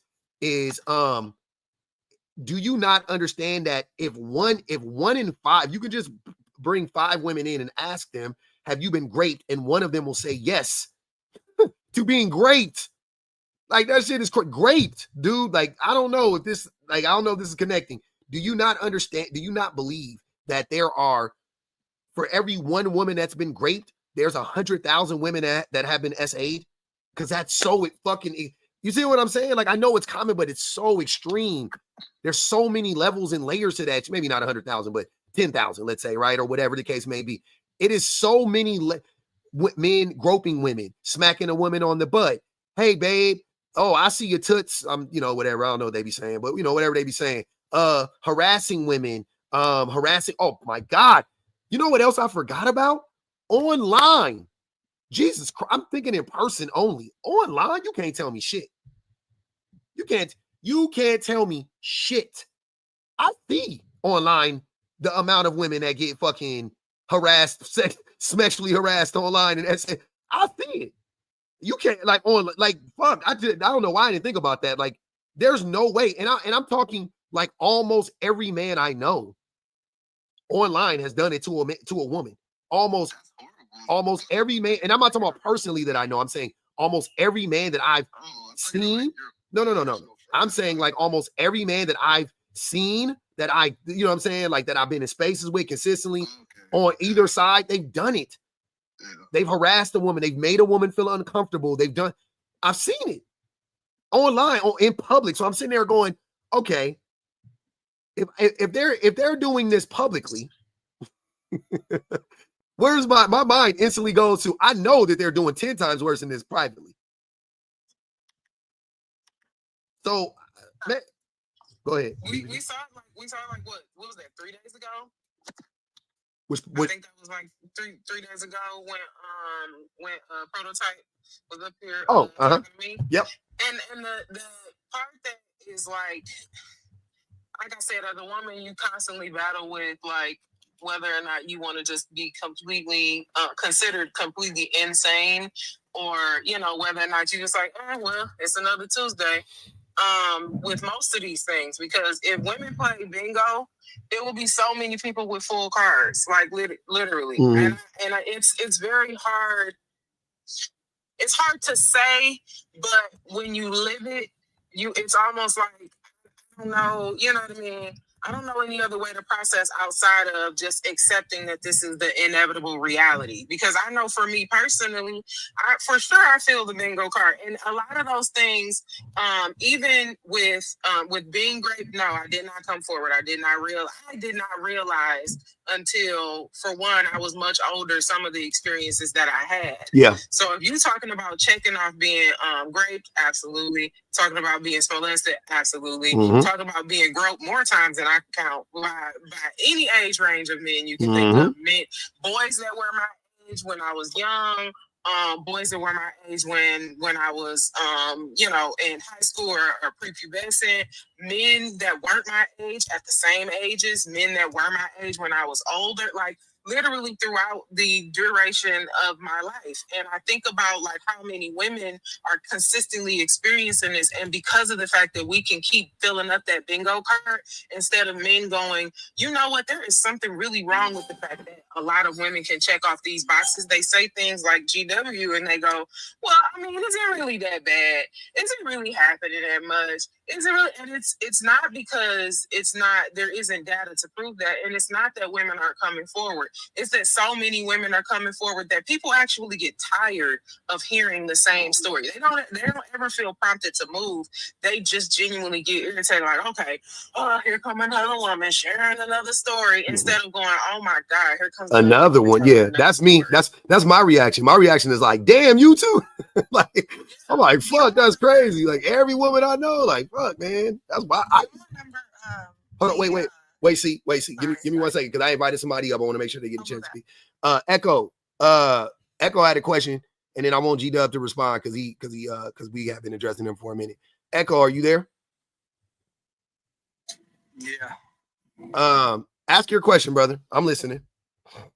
Yeah, so Diddy's the average man. I'm going to assume this is going to be for an essay claim. I mean, in so many ways, not just one way. In so many ways, yeah. Well, I mean, obviously you're not referring to like being rich or being famous or no. Yeah, not like that. You're talking about essay claim. Yeah, I'm talking about his character more than his status. So you're saying, yeah, okay, character, sure, but to make a claim like this, you have data to support that the average man acts as the same way as Diddy does. Well, we do though, and you're not listening. But you've been in. I don't know how long you've been in here, but yeah, sure. Well, what's What's the source? Damn, I feel like we just listed them off. I know. I'm gonna give you the abbreviated version, right? If 1 in 5 women have been raped, and 1 in 3 women have been SA'd, at least, for as much as we know, right? So that's 2 women out of every 5 that we know for a fact have reported being assaulted. Who's assaulting them? And we know that 98% of people charged or convicted with assault on women are men. Yeah. See, what you're providing is true. I'm obviously that, but you're not providing the right stats by saying the average man is like Diddy. So you're gonna have to tell me how many men almost so. Hold on, he cut out. He cut out. Hold on. Hold on. I can't hear him. I wanted him to finish though, because I want to hear what he's trying to say. But go ahead, Jones. Yeah, I think it's like 2 people at a delay today. Go ahead, Echo. Finish. What's the simple math of this? If 2 out of 5 we know for certain, the number could possibly higher. But if it's 2 out of 5 we know for certain, right? That's nearly 50%. Let's just say, for argument's sake, it's 50% of women have been either essayed or raped by a man. Mm-hmm. And that means 50% of men have done the essay and the raping. Yeah, logically. I know a lot of men like to do that whole like, 10% of men it's like, no, that they don't have the time to do that. That doesn't. No, that's what. Hold on, Echo. Again, hold on, Echo. Hold on. This is what I want to ask you. So, and I know it sounds bad. And the thing about these conversations that sucks is how men lie so effortlessly, right? Because we are taught to not reveal this side of ourselves, right? But I'm telling you, when it comes to this is actually truly a safe space for this. And when I say that, I'm saying like they're gonna judge you, whatever in the comments, but I'm telling you, I'm not gonna judge you. I respect you being honest about this. Same thing goes for you, GW. So GW already to me lied when I asked him about you don't think that most men have verbally sexually harassed a woman via catcalling or whatever the case may be. And do you not think that most men have coerced a woman into sleeping with him or letting him do something sexual in nature or physical in nature, kiss her, grope her, whatever the case may be, right? And has a man coerced a woman into sleeping with her by just asking her a bunch of times and saying like, hey, please, to the point to where she feels like this motherfucker don't know how to take no for an answer, and then she finally sleeps with him. And a lot of times women don't even realize that that's what happened, like BBG spoke about. A lot of times women don't even know that things like that have happened until after the fact, because it's so normalized in our society, and that's a whole other discussion. We'll do that later. But what I want to know is when you look at all the ways in which men can essay women, do you not agree that most men have participated in these actions? I think it's most men. I think a lot of it's reoccurring, and I believe that it's some men. But the danger of this rhetoric, right? The wording you have is saying Diddy is the average man. Instead of saying Diddy is the average man, you can say like Diddy is probably like the average man without concrete proof. This is harmful rhetoric. So who? That is not so who? Take away hold on. Who does this harm? Sir? Who does this harm? How? You're saying that the average man. I know what I'm saying. Now tell us how it harms men. I know what I'm saying. How does it harm men? You're generalizing men.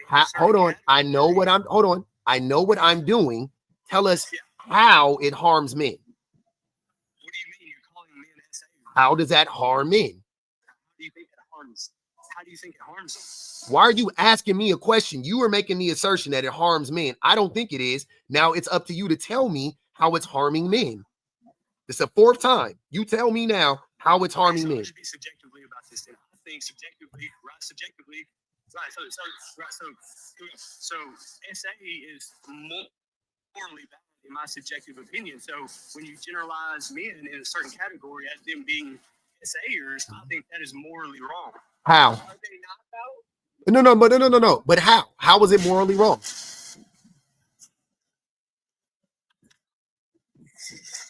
And I hold on, a minute. Hold on. Echo. I asked you, how does it harm men? You're saying it's morally wrong. Fine. How does it harm men? Again, that's the 5th time. How does it harm men? What's your definition of harm? No, what is your, again, you made the assertion. Right, so I'm describing to you what harm is, physical or mental, right? Distraught or maybe some type of mental pain. So I'm gonna say that this harms men in a mental way that now they're categorized as being SAers. So mentally it harms. How does this mentally? So this mentally harms men? Yes, I can't break it down for you any further than that. So you're gonna have to give. Then you can't. Then you don't know. So Hold on, wait. Hold on, wait. If you're saying that it mentally harms, hold on, wait. I'm a mutual. You just got a lot of background noise. I'm muting you. So I think you're confusing this pisses men off and it triggers men with it harms men, because it does trigger men. It's not harming men though. You still haven't been able to articulate how it actually harms men. You're just saying it harms men and you're saying, oh, it mentally harms men, which is vague. How does it mentally harm? I knew it didn't physically harm men. So how does it mentally harm men? That's what I'm asking you. That's all I've been trying to figure out. And I think that you're, yeah, that's what I'm saying. He's saying men's feelings are getting hurt. Okay, but does that mean that it's actually harming? Because your feelings could be hurt by the truth. so which it is. But I'm saying, like, just because your feelings got hurt, how is that harmful to you? What harm is it causing you? That's what I'm saying. Like that's all I'm trying to figure out. It's subjective, right? Yeah, I didn't say it's objectively true. I said it's subjectively. I think that's morally wrong to generalize people in this manner when you don't have any solid proof. I do. I have tons of solid proof. I have more. Hold on, Echo. I have more proof that that most men actively participate in essaying women than you have proof that this is mentally harming men. You have zero proof to prove this is mentally harming men. I don't need proof. This is your claim. Hold on, wait. Hold on. You don't need proof, but I do? Since when? No, this is your claim. I know. You made a count. Hold on. Echo, you made a counter claim. A counter claim, you still need to provide evidence. You still need to make it logically make sense. Because right now, I don't see the logic in it. It doesn't make sense. Say, I will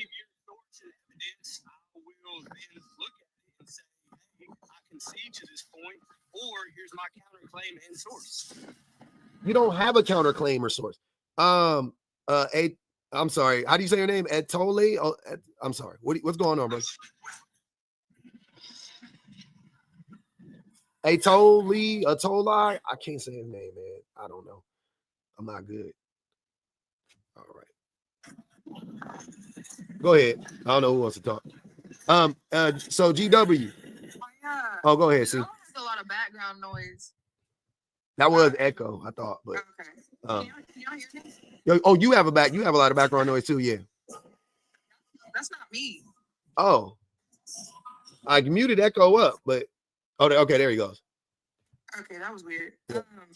But you were bringing up the online thing earlier, and I wanted to know if y'all knew about the thing that happened in Korea with, I think it was Telegram.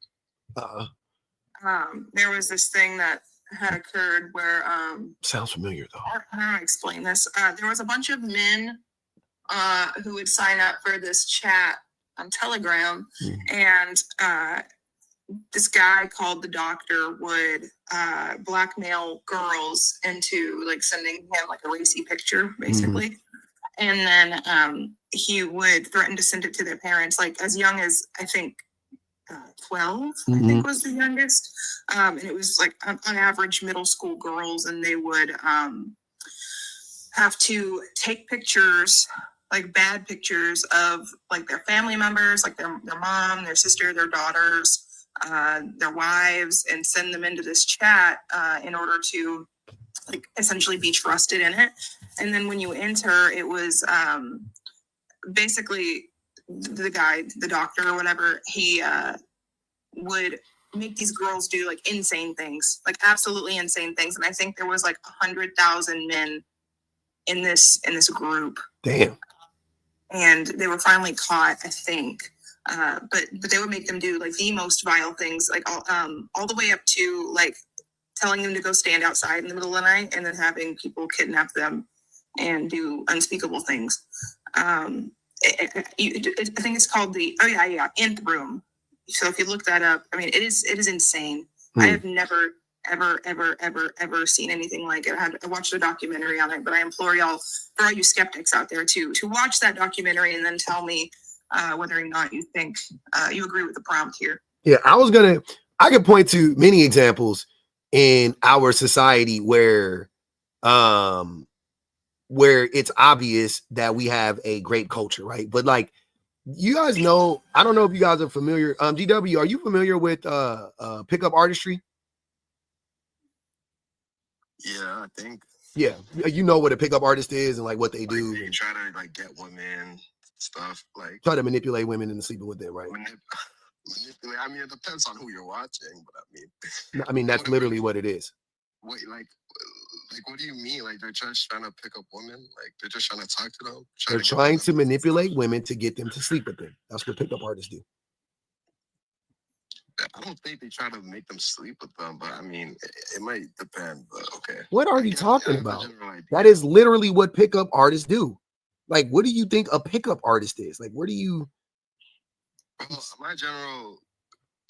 the idea, from my perspective, I thought it was, well, I think it's a person that, tries to get women, tries to, get their number, like set up dates.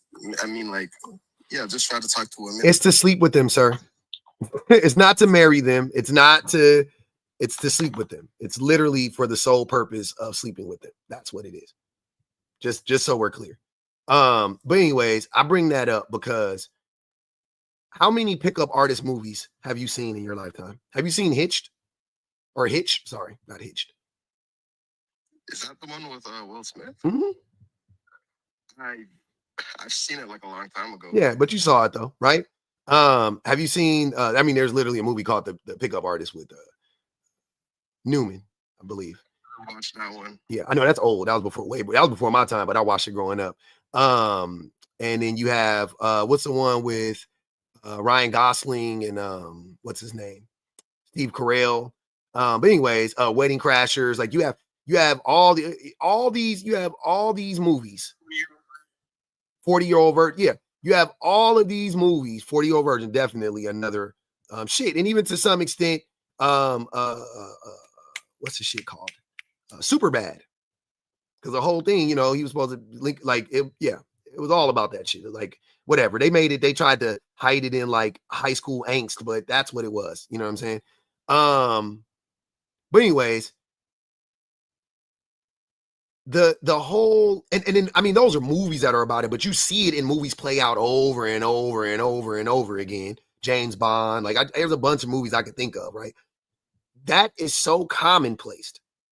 If something like pickup artistry is in the mainstream media, and it is in every single fucking, you know what I'm saying? Like it's throughout all of media, right? Almost every piece of media that involves like men and women, like, you know what I'm saying? Like there are elements of pickup artistry in there, manipulating women, whatever. Where do you think they're getting that from? Do you think that that's just like art, or have you ever heard the phrase of like art imitating life, or do you think it's, the other way around? Well, I guess because it wouldn't be, you're saying it doesn't happen in the real world. Where do you think they're getting these ideals from? I mean, like, well, I don't know where they would get the idea, but I mean, if these movies are so like, popular and so mainstream within, I mean, I would say the movies you named were mainstream in American society. Yeah. Mm-hmm. If they're so popular, why aren't they like taken down if they're so like bad and creepy, or like why don't people like speak out against these horrible like movies?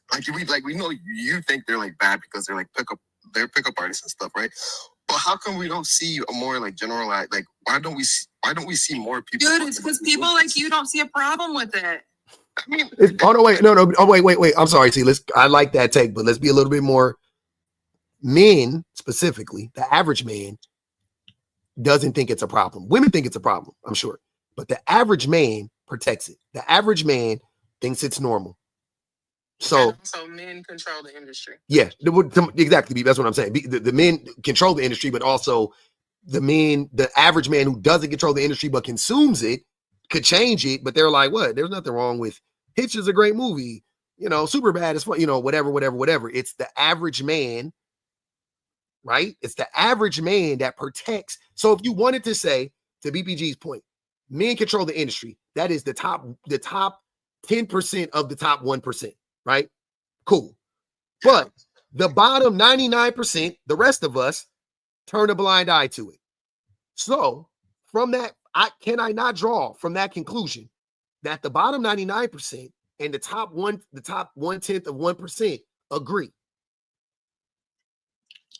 Yeah, I guess. You guess or yes or Sure, yeah. how you're saying sure, you're not sure of it. Why or how else would this work? I'm curious.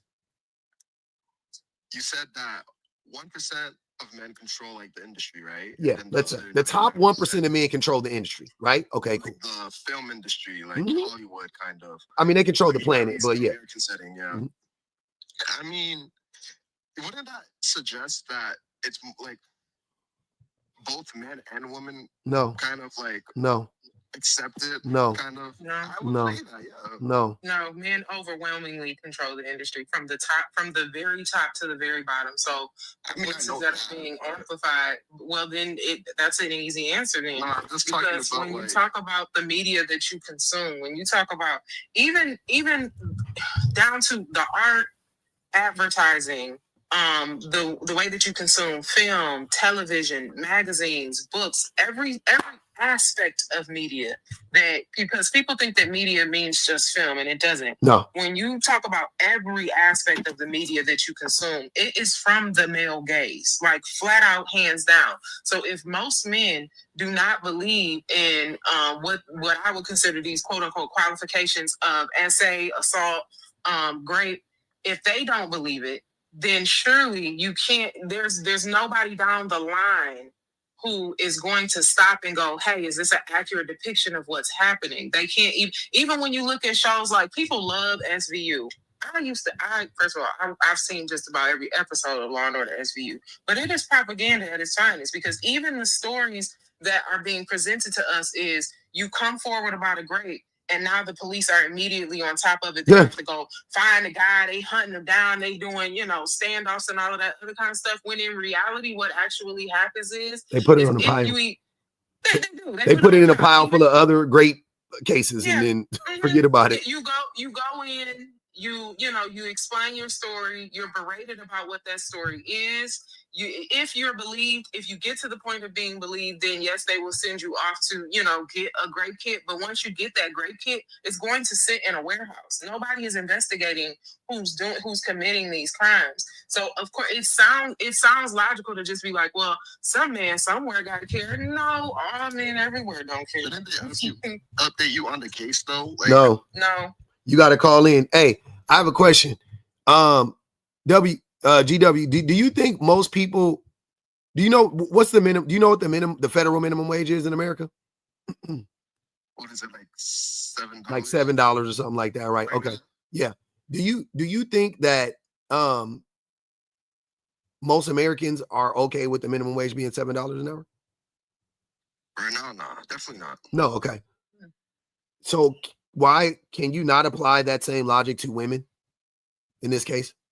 Because your logic there, you were saying, well, it seems like women are on board with it too, because it's happening. And I'm just making that case that just because something is happening in all cases doesn't mean that the group of people it's happening to are okay with it. Especially the people who have the least amount of control and power. I mean, I guess you could to a certain extent, but it's like, we don't really see like them act like protesting against those type of movies, really. And you do. No, I think for those movies to even exist, I think it has to be like both, to an extent, at least. Like, let's just say half of women are okay with it, and like majority of men are okay with it. But for it to even be like production wise, budgeting, all this stuff, like equipment, and for them to even release the movement Absolutely in a not. domestic setting, I think it has to be like both sides probably are okay with it. Absolutely like, not. at least some of them. I think that's what it is. I remember I was thinking about this story the other day, but a long time ago, there was this woman, and I don't know if you're familiar with Ali G, Sacha Baron Cohen, but his character Ali G, he had a show on HBO, and I used to watch the show. I thought it was hilarious at the time, and I had like all the seasons of the show. I think he had like 3 seasons or something like that, or 2 or 3 seasons. I had all the seasons on DVD. And I gave this woman, my friend, I gave her the DVDs to watch because I was like, you gotta watch Ali G. It's so funny, right? So no, Borat actually was a character in Ali G. Like Borat was in the show. You know what I'm saying? Ali G was the name of the show, but it was like Borat was a character, and he did like 4. He only did like 4 characters. He's done them all. Those are all his characters that he would do on LEG. Anyway, so I gave her the thing. She watched it. She watched the like a couple. I don't know how many episodes she did. And I wanted to like bond with her over. I was like, oh, did you watch it? Oh my God, it's so fun. And she said, no, it's not that funny. Right. And I was like, what? How, and she was just like, no, I don't think it's that funny. And she was picking up on the misogyny. She was picking up on the hints of racism. You know what I'm saying? She was clocking all of that shit, and I wasn't. I think a lot of it was because of my misogyny, and we know that misogyny and race are like this. So, because it's a black woman, obviously, whatever. So I gave it to her. So I think she was just clocking all of that shit, right? But long story short, I realized something later on because, Sacha Baron Cohen is a fucking like Zionist and, and all that stuff. And so a lot of stuff like made sense to me later on about him, and probably a lot of his characters were very problematic even in the time. Like she understood it. I know like now we like to go back and watch stuff with like our new eyes from 2025 and then apply the same rules from 2025 to, 1995. And I don't like to do that, right? Like I can appreciate this was made in 1995. You know what I'm saying? But she clocked it in real time. She clocked it in 2005. She was like, yeah, this is not funny, right? She knew, and I'm saying all of that to say the only person that I knew at that time that thought Ali G wasn't funny was a woman. Like it took like it really took like in a black woman, but it took like a woman to clock like everybody else who saw me and all the guys, every man that I showed it to, we fucking thought it was the funniest shit. I've showed it to different race men, black men, whatever. It didn't matter. It didn't fucking matter. It was like every single person who I showed it to, we thought it was fucking hilarious.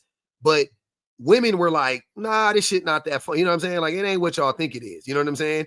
And I'm just saying that it was no protests about Ali. There was nobody like storming the studios of, you know what I'm saying? Like nobody was doing that, but they knew that it wasn't what we thought it was. Like men thought it was hilarious and they did it. So it's basically like it was from the male gaze that whole thing, like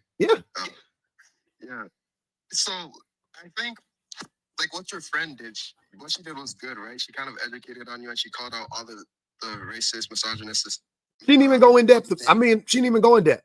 She just was like, yeah, it's not funny. And at all. Yeah. And she kind of gave you insight because back then, I guess you weren't as, I was very blind. Very blind. I definitely understand where she's coming. Yeah, that's definitely makes sense, especially knowing that she can like clock it from that early on, especially when it released, especially during that time when it was like more normalized to be all these things. Mm-hmm. But yeah, for sure. I think that's a good point you brought up for sure. So would you say that a lot of women, like, let's just say, like movies now or something like this content now that showcases more quote unquote, misogynistic, negative content. Do you think women protest against those type of content more? Like, do you think they're constantly like battling or like trying to like get that type of content removed?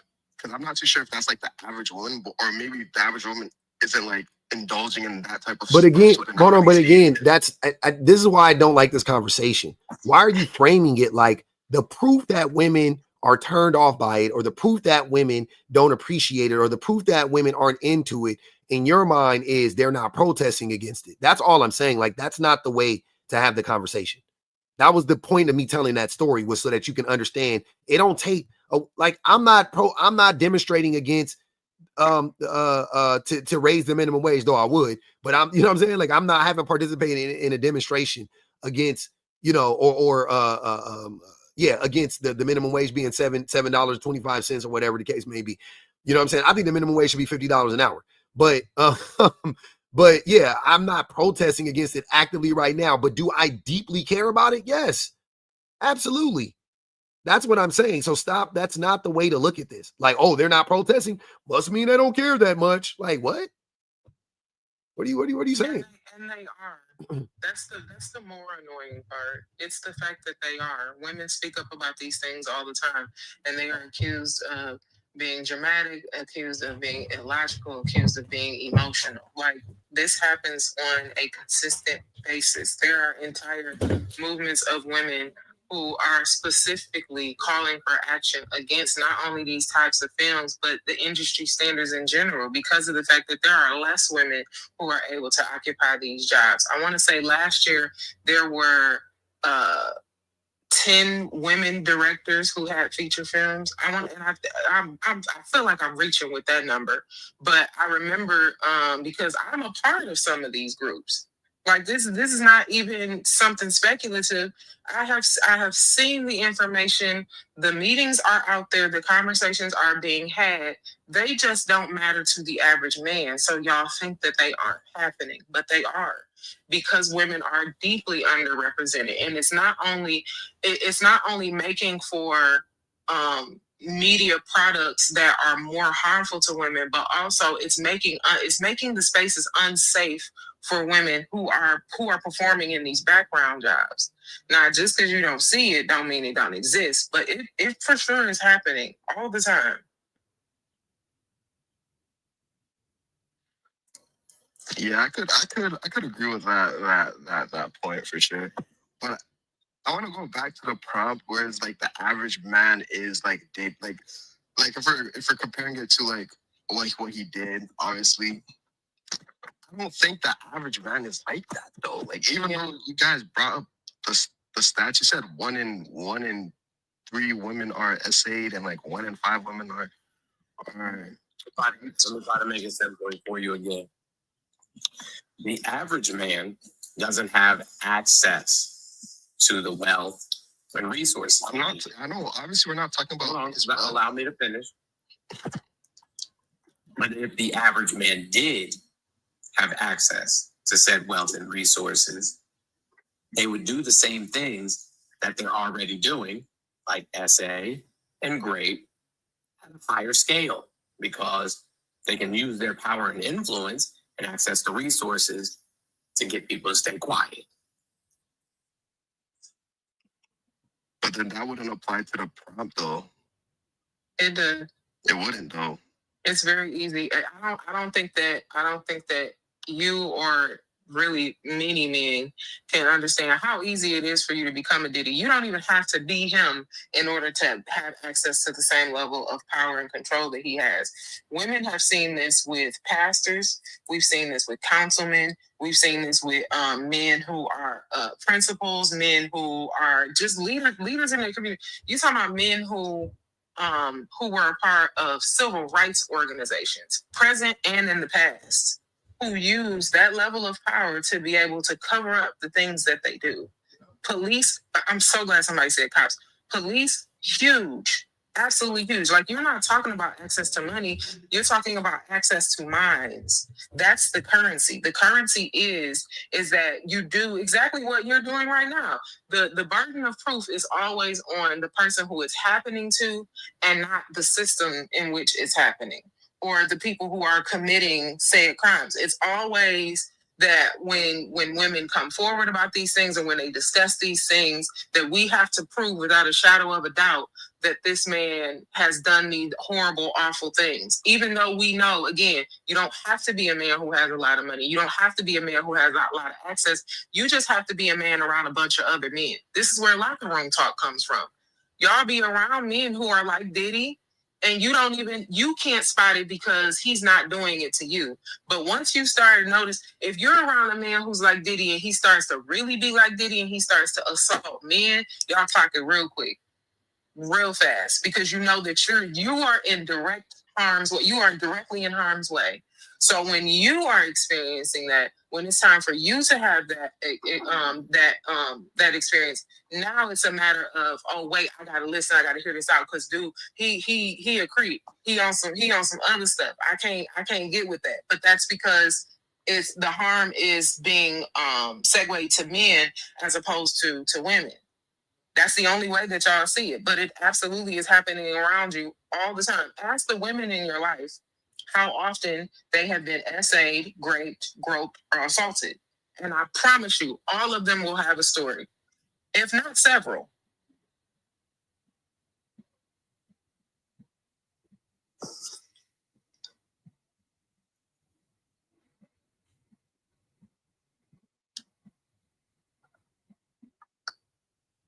I think he fell.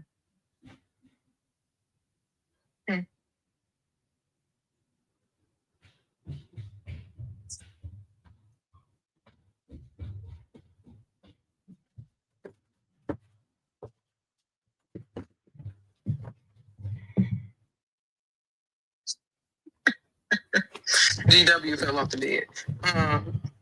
Not. Was Skeptic up here? I'll fall off the bed. Did somebody bring Skeptic up here? Mm-mm. Oh, because they gave me it told me to kick him. Was that the guy who was kept violating the language? Yeah, but a violation just popped up like when I was gone. He wasn't even up there. That was weird. Wow. It must be delayed. Talk about a point. I know it's not related to this. Hold on, wait. Let me read. I gotta read these real quick. Stephanie said, "GW trying to sound smart, but you a dummy, bitch." Teresa said, Walter D wrote the chapter on online abuse too. Juniper Roberts said, "Man can't accept reality. Women are actually hurt." Mm-hmm. Sierra Langford said, quote, "The truth will set you free, but first is going to piss you off," end quote. That's why these males are triggered. That's why these males get triggered from hearing the truth. Yeah, talking about it's going to hurt you mentally. Like, what the fuck? Nigel said, "Are you working on the railroad all the live long day?" I think that was for old boy, because that shit, his background was crazy as hell. Jazzy said, "GW, you're a dummy, bitch." God damn, dude. That ain't funny, man. Hold on, man. That shit kind of funny, man. Hold on. A little bit, dog. Nah, dog. Hey, it's a little funny, though. I ain't gonna hold you. We might have different opinions, but calling me dumb and stuff. It ain't me. I'm just reading it. I'm just reading it. Your viewers and stuff. Hey, man, they think you dumb, man. It's a little funny. It's a little funny. I mean, it's pretty disrespectful, bro. All right. It might be disrespectful. I think that's the point. I think it's supposed to be disrespectful. That's what I'm saying. And how about this? How about after this live, I come to a realization and do more research, and then I become more knowledgeable. Exactly. They're being more, and then they're being disrespectful. No, they wouldn't say that if you actually did that. I mean, but some people hold grudges and stuff. No. You be all right. They still think you're the same person. No. You'll be fine. Don't listen to BPG, man. Don't. See. I'm just saying it was disrespectful. That's what I was saying. Like, I'm just trying to say, oh my God, bro. Hold on, man. I'm just saying, bro. Nah, man. Y'all be respectful. Can I ask you a question? Man, okay, yeah, go ahead. Don't you think that it would be easier to acknowledge that we actually have these material conditions within our society and that it's not healthy and that we should probably be doing something to fix it? Because you may have daughters in the future. I have 5 daughters. You know what I'm saying? Like, don't you think it would be like the healthier move to say, you know what? This may be fairly accurate. If more men had access to wealth, power, attorneys, you know what I'm saying, thought they were untouchable, they would do heinous things because they're already doing heinous things. I don't understand why it's so difficult to say, yeah, because, bro, I promise you, I don't have to know anything about you. I don't know how old you are.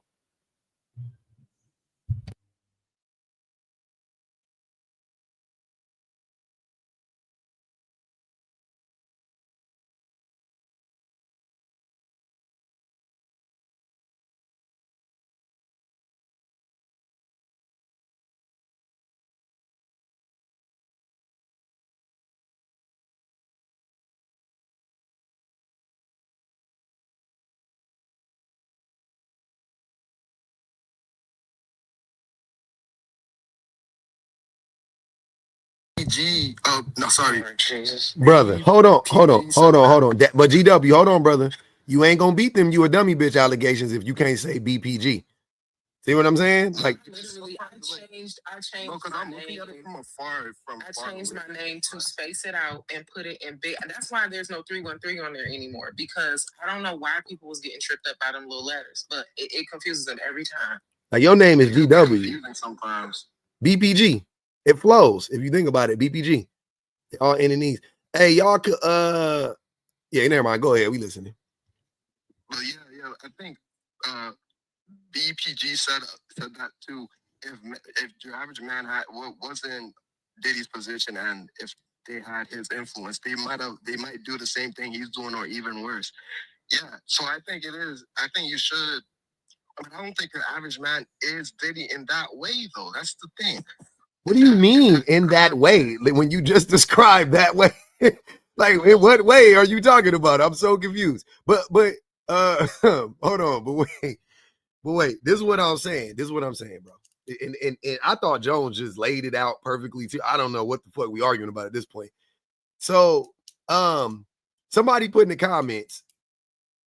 He said he named all the stuff like freak offs and da da da. Let me ask you a question. If Diddy asked you to go, if he described to you the party, you know what I'm saying? Would you go to that party? If Diddy told you it's gonna be a party, it's gonna be full of debauchery, you know, out whatever, you know what I'm saying, alky shit, D-rugs, all that stuff. There's gonna be a bunch of women there. And I want to invite you. You going? No.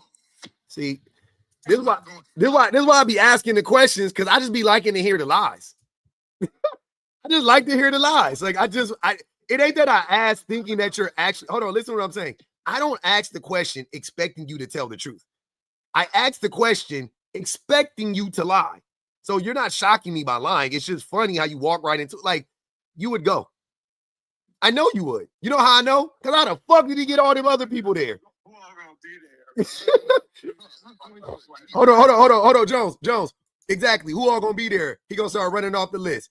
Cassie, Dawn, goddamn, I'm just naming women that I know he was associated with. J-Lo. He gonna start naming all these badass women. You gonna go, nah, I'm good.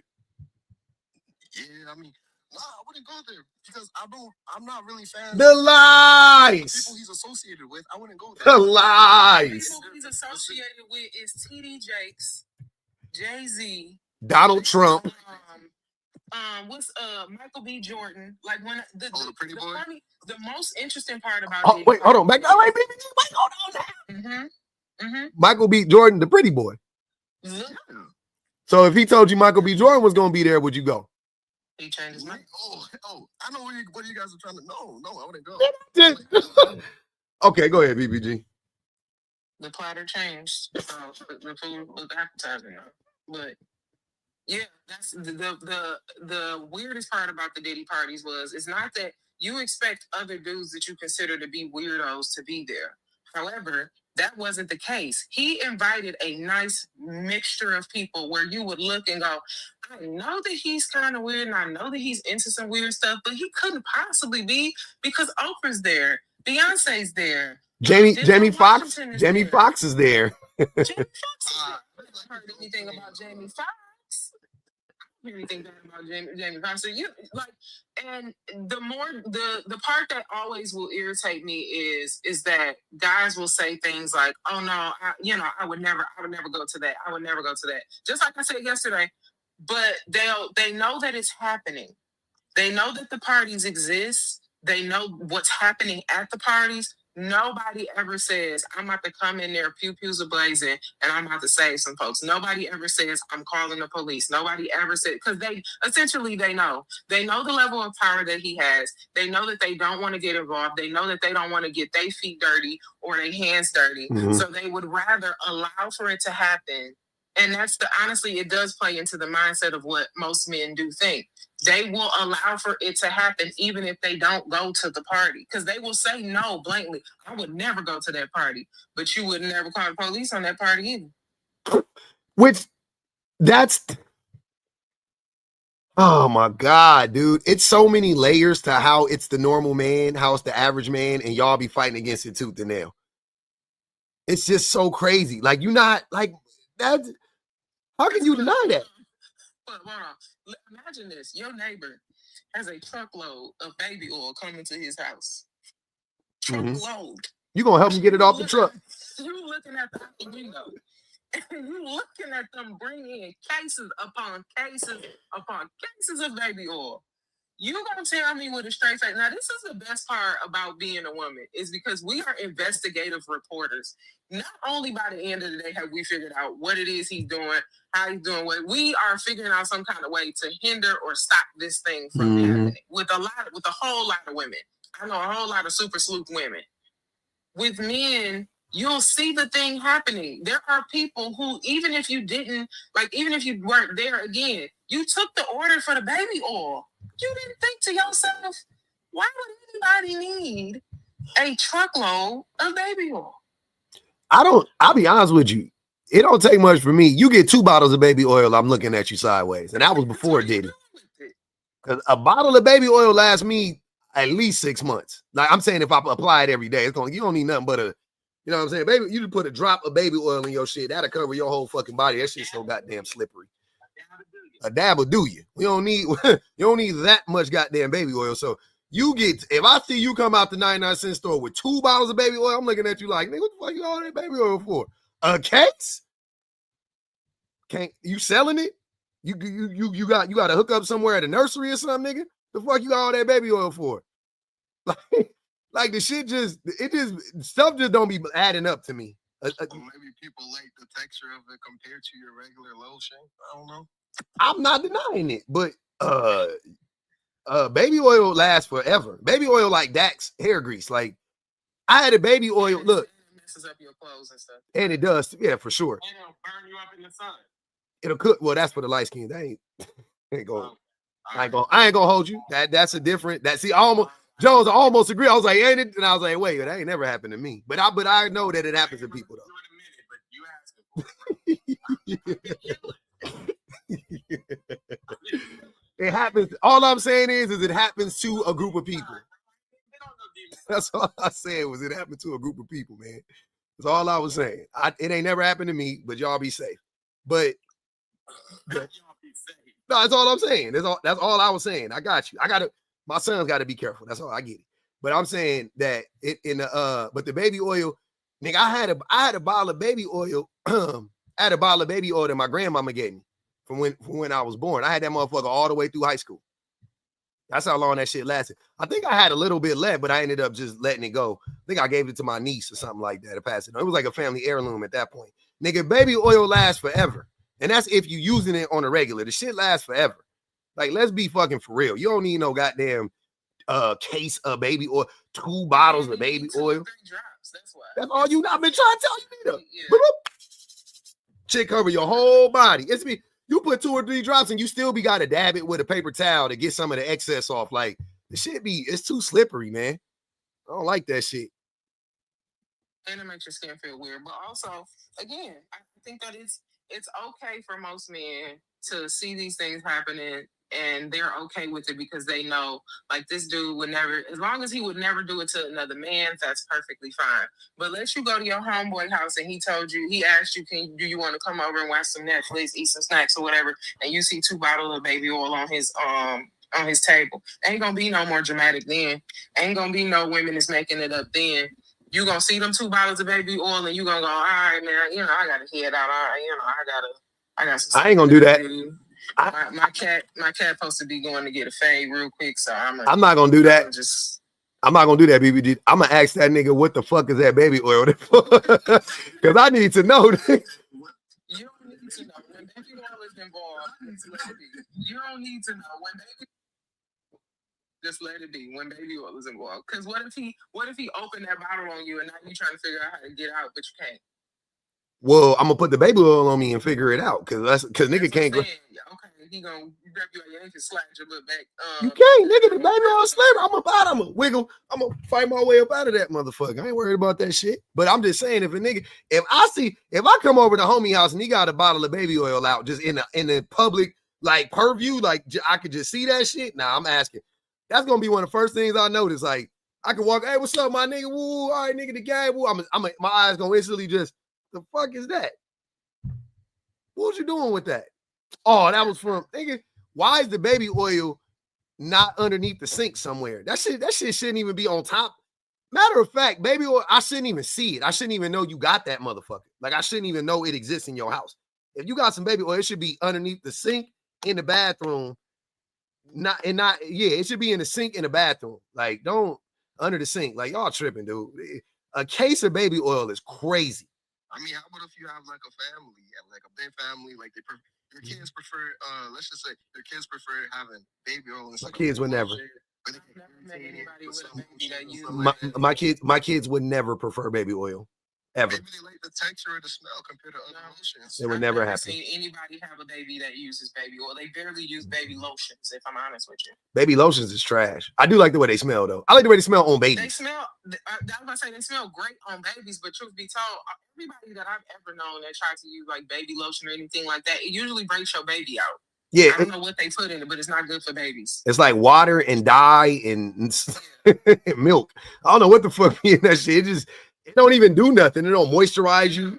Yeah, shit is stupid. It's just a money grab, I think. It's baby oil and they charge you an extra 32 cents or whatever. And then, yeah, I don't like that shit. Yeah, this is wicked work though, bro. I'm not, hold on, let me read this. Nigel said, damn, that's crazy. Nigel said, quote, damn, that's crazy. Anyway, crooked weirdo. That's how the men's gonna react. They don't be caring, man. That's what y'all can't y'all can't tell me that the men's ain't going to the Diddy party. I know y'all gonna be there. Nigel said, being a grape apologist is disrespectful, ho. That's why they said you being disrespectful, GW. But I mean, that's why they disrespecting you, because you are being a grape apologist. GW sounds so grapey, and he's still a dummy, bitch. Bro, oh my gosh, this girl, bro. This is a different woman. These are all different women, just so you know. Locke said, then you would no longer be a dummy, bitch, if you went and unlearned, you know what I'm saying? If you went and studied and did what you said you wanted to do. Nigel said, well, I hate this one. Oh, it's like it's the same person saying dummy. It's brother. Them was about 6 different people that called you a dummy. So that's it. I mean, I'm not a grape apologist. Like, what are you then? Saying that, then why are you apologizing for a grapist? I'm not apologizing for Diddy. Why are you no. Why are you apologizing why are you covering up for how grapey men are?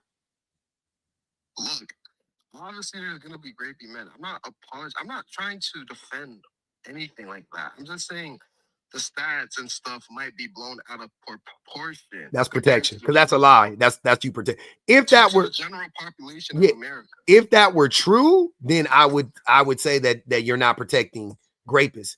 But since that's a lie, and you know it's a lie, and I know it's a lie, the question then becomes, why are you telling this lie? See what I'm saying? Like that's what makes us think you're a grape apologist. Angel said, baby oil clogs baby's pores, dummy. Yeah, that's what makes people think that. Ashley said, GW, correction, you a super dummy, bitch.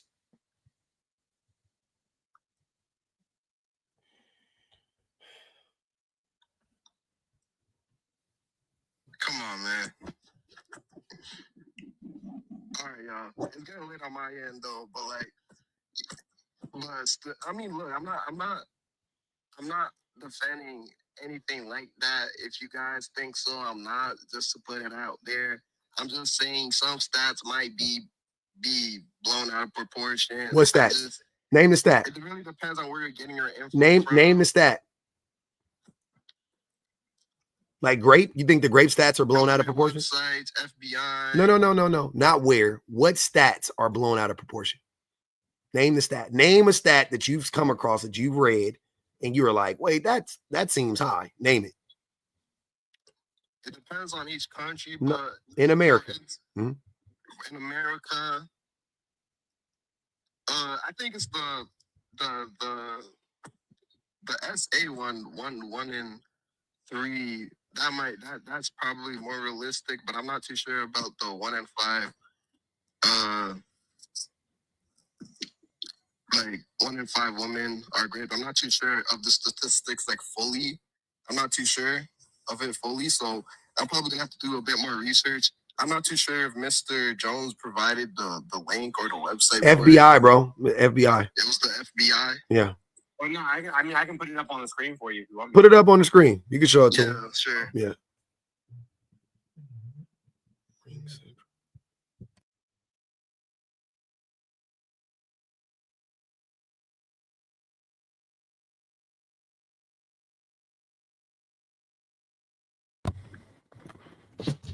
All right, I gotta go get my son real quick. I'll be right back. Go ahead, y'all.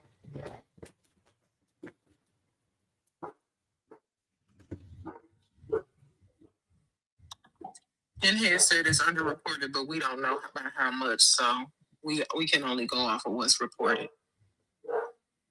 Can somebody give me the big screen there? Yeah.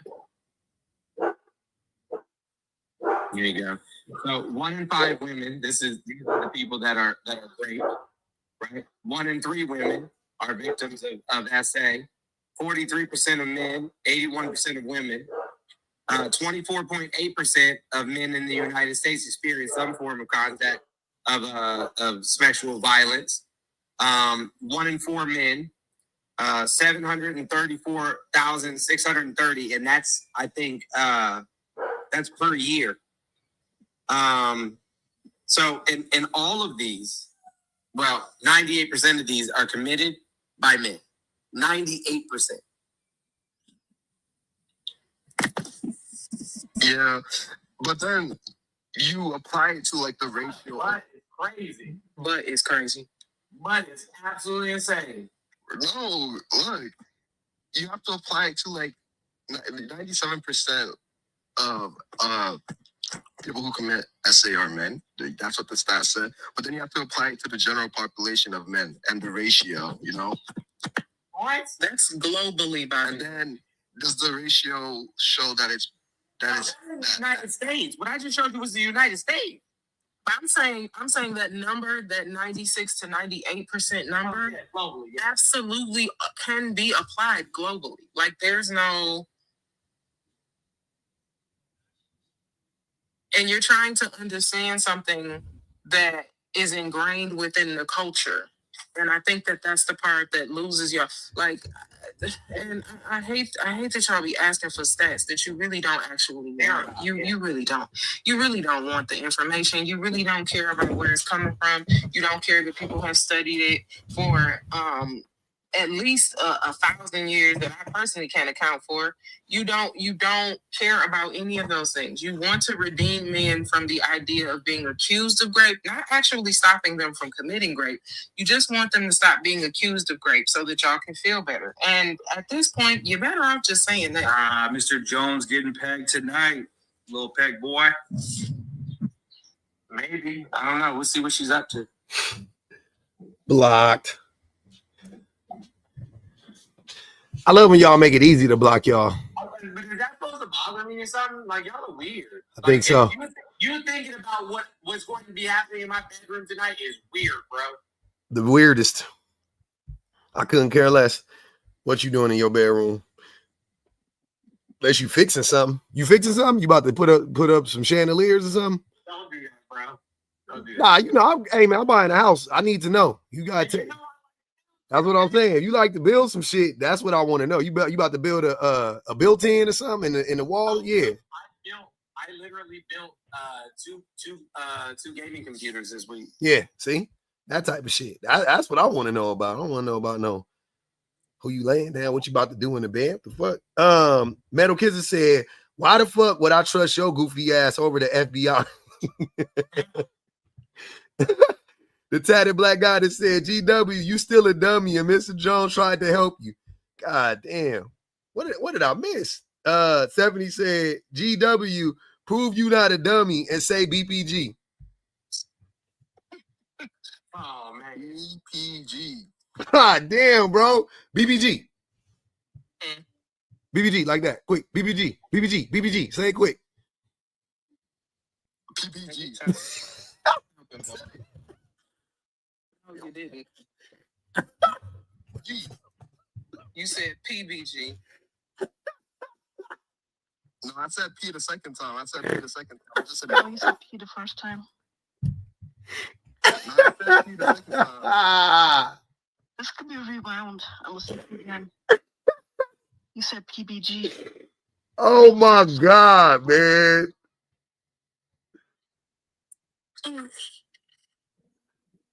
Damn, that shit was crazy. The only thing that was funny is that he tried it. That's what made me laugh. I love that you tried it, but it's, damn, that shit was funny. You know what, though? You didn't say it. But you know what, though? You might have. Do you have a speech impediment?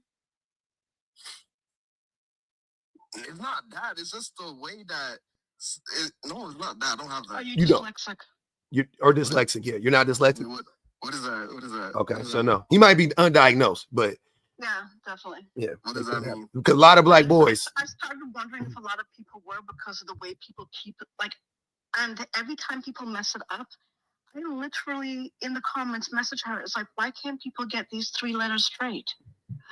And there might be just a lot of people who are undiagnosed with dyslexia, for real, for real. Oh, there is, and I know black boys. To me, it was that shit. We great death, very undiagnosed when it comes to dyslexia, extremely underdiagnosed. Or maybe it's because the letters might sound similar, so people might be thinking you like repeated That's not how that works. Twice.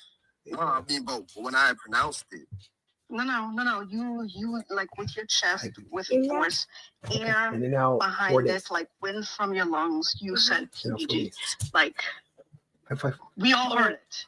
You could go back on YouTube. Baseball. 4 days. You could rewind when you're on stage. About the time when I pop up, and then you will see it. Baseball. 4 days. Teacher. No teacher. In and out Chipotle. Baseball. 4 days. Okay. Oh, bread and salt. Okay. Yes. Mommy. I'm not mommy. I'm daddy. I'll come. You want me to come right now? Okay. My baby's has stuff. Blair said, I have a question for GW. If your sister told you one of your homies raped her, would you believe her? Yes. Not them bringing up my shit from yesterday. That shit crashed. That shit crashed a lot. I would. He said, yeah. No, that was the other day, John. That was like 3 days ago with a Lou. That was a Lou. Yeah. Angel said, PPG is a paint brand, dummy.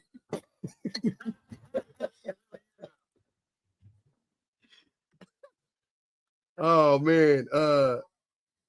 The tatted black guy that said, Mr. Jones, them haters secretly want you. It's all it would appear to be that way. But bro, it don't listen. Me and Bob had a conversation about this the other day. Like, look, if y'all think that there's anything that you can say to me that I haven't heard already in my 40 some odd years, and not that you're gonna like get me to listen.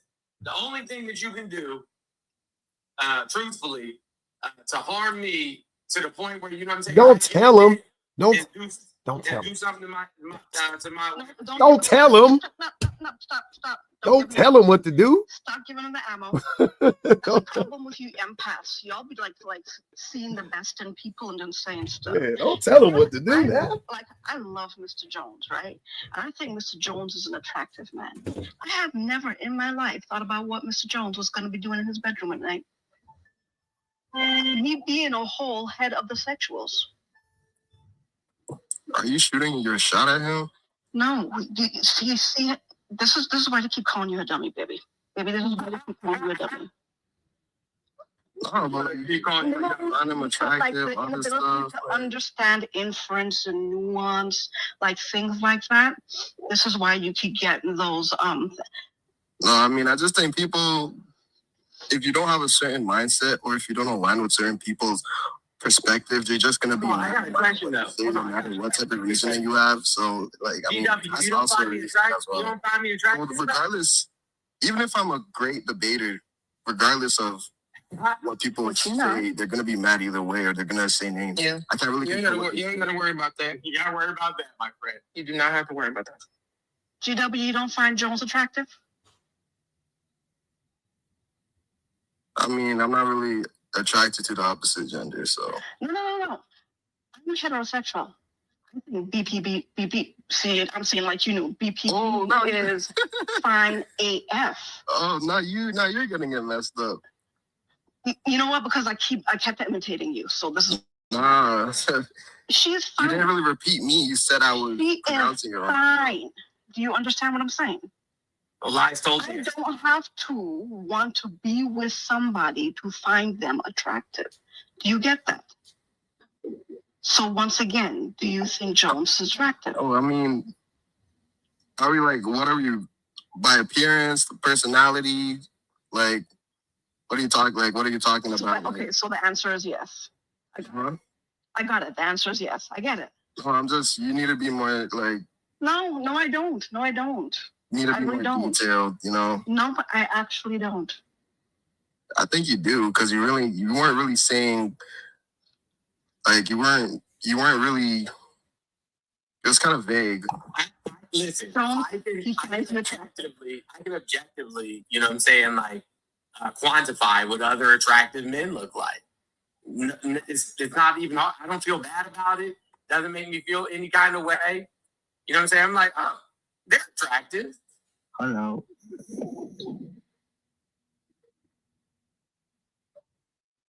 Like, I don't know why people are so afraid to just be like, yeah, that's an attractive person.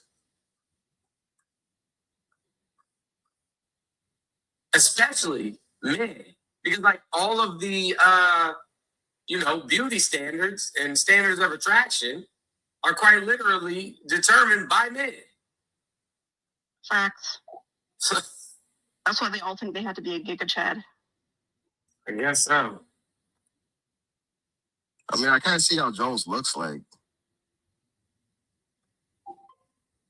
I mean, I got a shit ton of videos on my. I mean, I'm not trying to go out of my way, you know what I mean? But I'm just saying, like, if you had a profile, I think the average person can say, okay, this person I've got a warning I'm about to drop. Huh?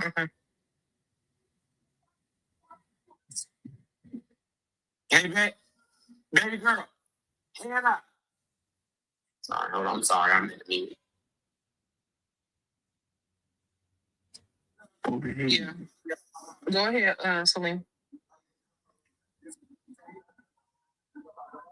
Over here. Celine, you can go ahead.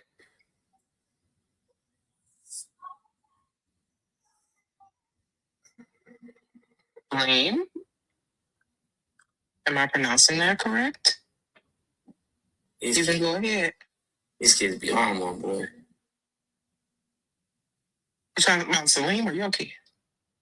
I'm talking about my children. Talking about, I said, can you tell me who? Because when you heard the funeral music, that was the doorbell. Oh Lord! And I said, can y'all go see if who's at the front door? And they're like, instead of going downstairs, they're like, Alexa, show me front door. Sorry, cameras don't work on this device. Yeah. I love that for them, honestly. Can you believe your Echo Dot with your Fire TV and your Alexa app? Okay, If I'm truthful, I love that for them. Do you though? I do. I like. They don't bother you just a little bit when you ask your kids to do something, and they do like they do the bare minimum. Oh no, it irritates me real bad. But I do find it funny when they find innovative ways to do the things that I ask them to do. Thank you. It's very entertaining. With you, yeah, I appreciate you. Hey, what are y'all saying, man? They just told me to remove vanity. You want to see what it is? She dropped down. She saw it. She dropped down. I think somebody might be just reporting. Hey, y'all ain't here reporting it live. They said, Dorothy said, you really a grape apologist, dummy bitch. Yo, I swear, man. I don't listen. Me and Norad was having a conversation the other night, and Norad was like, she was like, I could listen to BBG talk forever in a day. And I was like, yeah, they got a lot of good things to say. I said, I could never date a woman like BBG. And she said, you sure could. I just get on my husband nerves. I be telling him all of my little concepts all the time. doing some shit, and then it'll turn into a 30-minute dissertation For sure. about how I fucked up. And it's gonna start with, you know, you fucked up, right? It doesn't. You know what? It's funny. It doesn't actually, because I don't talk unnecessarily, if that makes sense. I'm not a talkative person. I really am not. And if somebody, my first go-to when somebody pisses me off, including my husband, is to just not say anything at all. If you say something, you'll know when you piss me off, because if you say something to me that has made me mad, I'll go, okay. I'll let out a little snicker, and then that'll be the end of that. You kind of like say anything. You kind of. My dumbass would ask the questions though. Like I'm like, you mad? What you mad for? And there, nope. And that, I'm good. Is where shit gets ugly. No, what was I gonna say? It's crazy because a lot of times when that shit, like when people get mad or whatever, I don't be knowing personally, but BBG, I don't be knowing, I don't be picking up on it. But BBG, she don't be like she said, she don't be saying. So like if she send you like a text or she call you or something like that, it's you get a little like a flutter because you think it's bad. Yeah. You know what I'm saying? Like, oh man, if she's saying something, you're like, oh shit, why the fuck she? Okay, whew, all right. Hello, what's going on? Oh no, I just wanted to ask you, did you? Oh, thank God. Whew. Shit. Yeah. Please, y'all in trouble. That's how my. It's funny because my students have adapted to that too. Like I don't like to yell. I don't like to argue with people, and I will, if they doing something they ain't got no business, I won't say anything. I will just look at them and stare. And then, oh my God, okay. I just sit down. I ain't saying nothing. I ain't saying absolutely nothing. Okay, I'm gonna chill. I'm gonna sit. All right. You done? Go ahead. Okay, I'm done. For real. That's how I be. So E-Money said that's how you know you be guilty. That ain't. I don't even be guilty of nothing. That's the thing. It ain't about me knowing. Look, I live in perpetual guilt because I just think I'm a fuck up at all times. So, you know what I'm saying? Like my thing be how did I fuck up? It don't be did I fuck up? It'd be like how did I fuck up? How bad was it? And then I just wait for her to tell me. It's never. I'm saying like my wife. Like it's never like did I fuck up? I'm always like all right. How bad was it? She's like oh wasn't that? You know what I'm saying? I'm like all right cool. I don't be fucking. I'm a fuck up. Like I try not. And this is me trying to not fuck up. I'm a fuck up. Like I'm sorry. I don't want to be ADHD response. Yeah. That's why people with ADHD are yappers and everything like that, because they're like, let me explain everything so people understand. That's hilarious. That I did it this way and that way, and it wasn't my intent to F up, even if I did F up. So, like that's where that over explaining comes from. It's ADHD response. I never assume it's me until you tell me. If you don't tell me you got an issue with me, I swear I'm gonna assume that you don't. You say you're gonna assume what? I'm assuming that you don't. If you don't tell me directly, I'm not gonna ever like just assume that you have an issue with me. Like don't assume, especially because of the fact that I've been so straightforward for so long. I realize that like some of the things that I say could be considered offensive to people. So I do tell people, like, if I've offended you or if I said something offensive to you, I really don't mind if you tell me. It does not bother, because the offense is towards you, not towards me. So if I've said something like, even especially as I'm operating in different spaces, if I'm talking to people who are in different marginalized communities and I've said something that's like offensive or distasteful, like I really be meaning it when I say I need you, go ahead and hit my inbox, text me, whatever. Even if you make a whole video about me, it's not gonna bother me, because if I did the harm, then I did the harm. I'm trying to grow as a person. I don't need you, trying to coddle me in order for me to feel better. Go ahead and tell me. But if you don't tell me, I'm never gonna put two and two together. I'm not even gonna think about it. I think I'm the same way, honestly. I don't even think. I know. I'm for certain the same way. I'm like, oh shit, I didn't even know it was a problem. That's what it is. But now that I know, what do you want me to do about it? Like, what am I fixing this? What am I doing? You want me to never speak to you again? But if you tell me for sure, I don't have an issue.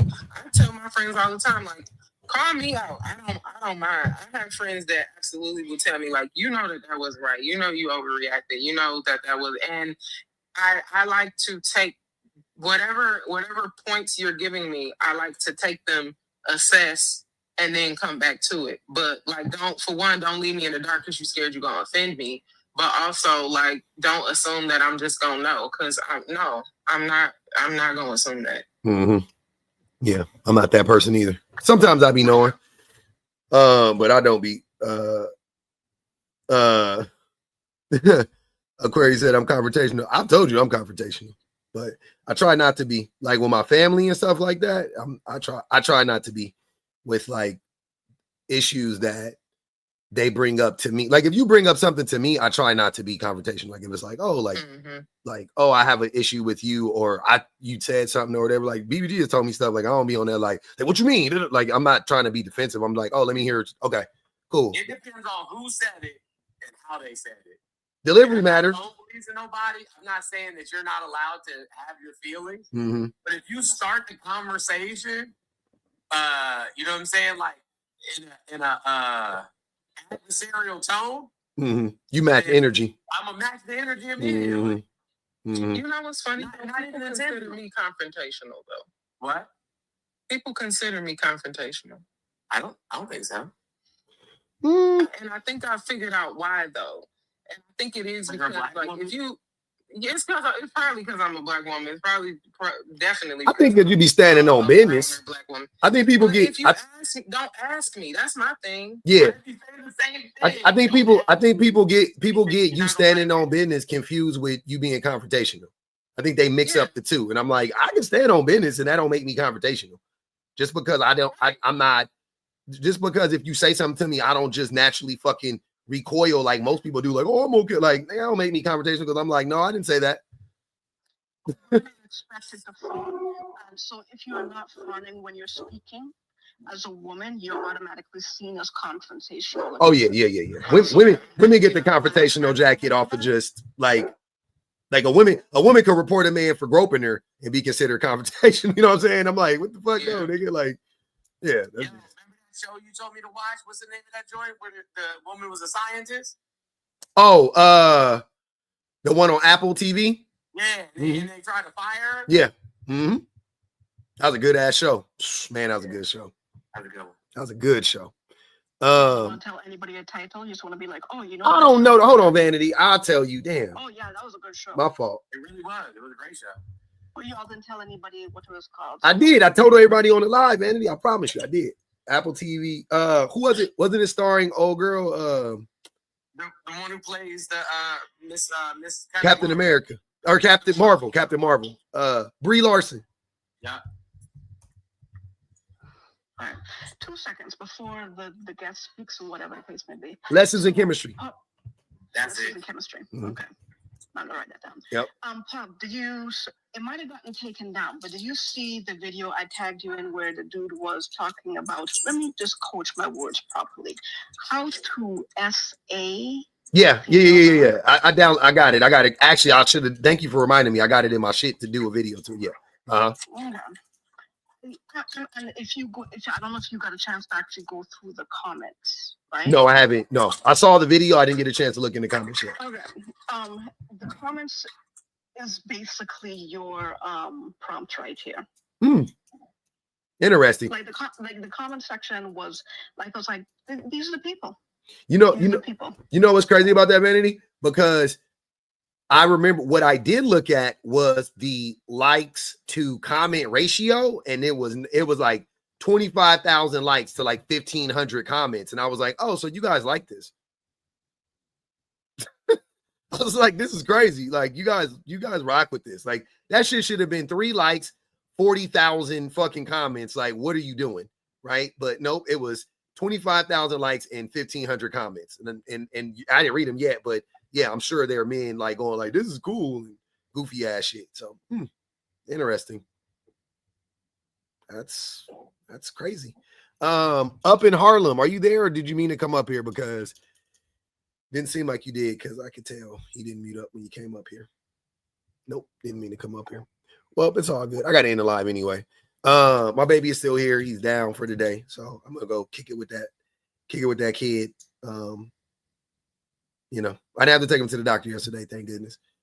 He had an ear infection or earache or whatever it was, but I love it. The tatted black guy that said, "Hey, Pub, the Hotep impressions you did a few lives ago when you told dude to take his meds was hilarious. I've been meaning to tell you that. Thank you." Yeah, that shit. I can't stand. Man, the Hoteps be making my head spin. But yeah, man. Y'all know what it is, man. I appreciate y'all. Shout out to everybody that joined the panel. I'm about to get on and do nothing. I'm gonna do some fatherly stuff. Watch something on Netflix with my baby. We got some videos posted right now. Oh, I got to tell you something funny. Now I'll tell you, Jones. I ain't gonna say it to everybody up here. I don't want to. All right. Yeah, I'll tell you on the back end. It's close. It's borderline, but I'll just tell you. I don't even want to. It ain't worth it. Yep. But hey, I'm gonna holler back. Everybody. Shout out to the tappers, yappers, and super chatters, man. Shout out to everybody that joined the live, everybody that participated, the likes, the likers, the sharers, everybody. Haters come back tomorrow, man. Everybody hit bang the Cash App, all that stuff, man. I appreciate y'all for real. It's the first of the month. Wake up, wake up, wake up. They said it's April Fools. You know what I'm saying? Shout out to my comic cousins, man. The Cash Apps were funny as fuck today, too. Y'all was on one. Y'all was on that boy head. But yeah, we'll be back tomorrow. I spent my Facebook page. Oh, I appreciate you, Akiko. I haven't posted on there in a minute. I should get back to it. I appreciate y'all though, man. Thank you for everybody sharing the live, sharing the content, man. Let's keep it up. If you haven't joined the whatever it's called, if you haven't subbed on YouTube, please do. If you haven't followed on TikTok, please do. All that good stuff. But yeah, definitely, I appreciate y'all. We'll see y'all tomorrow.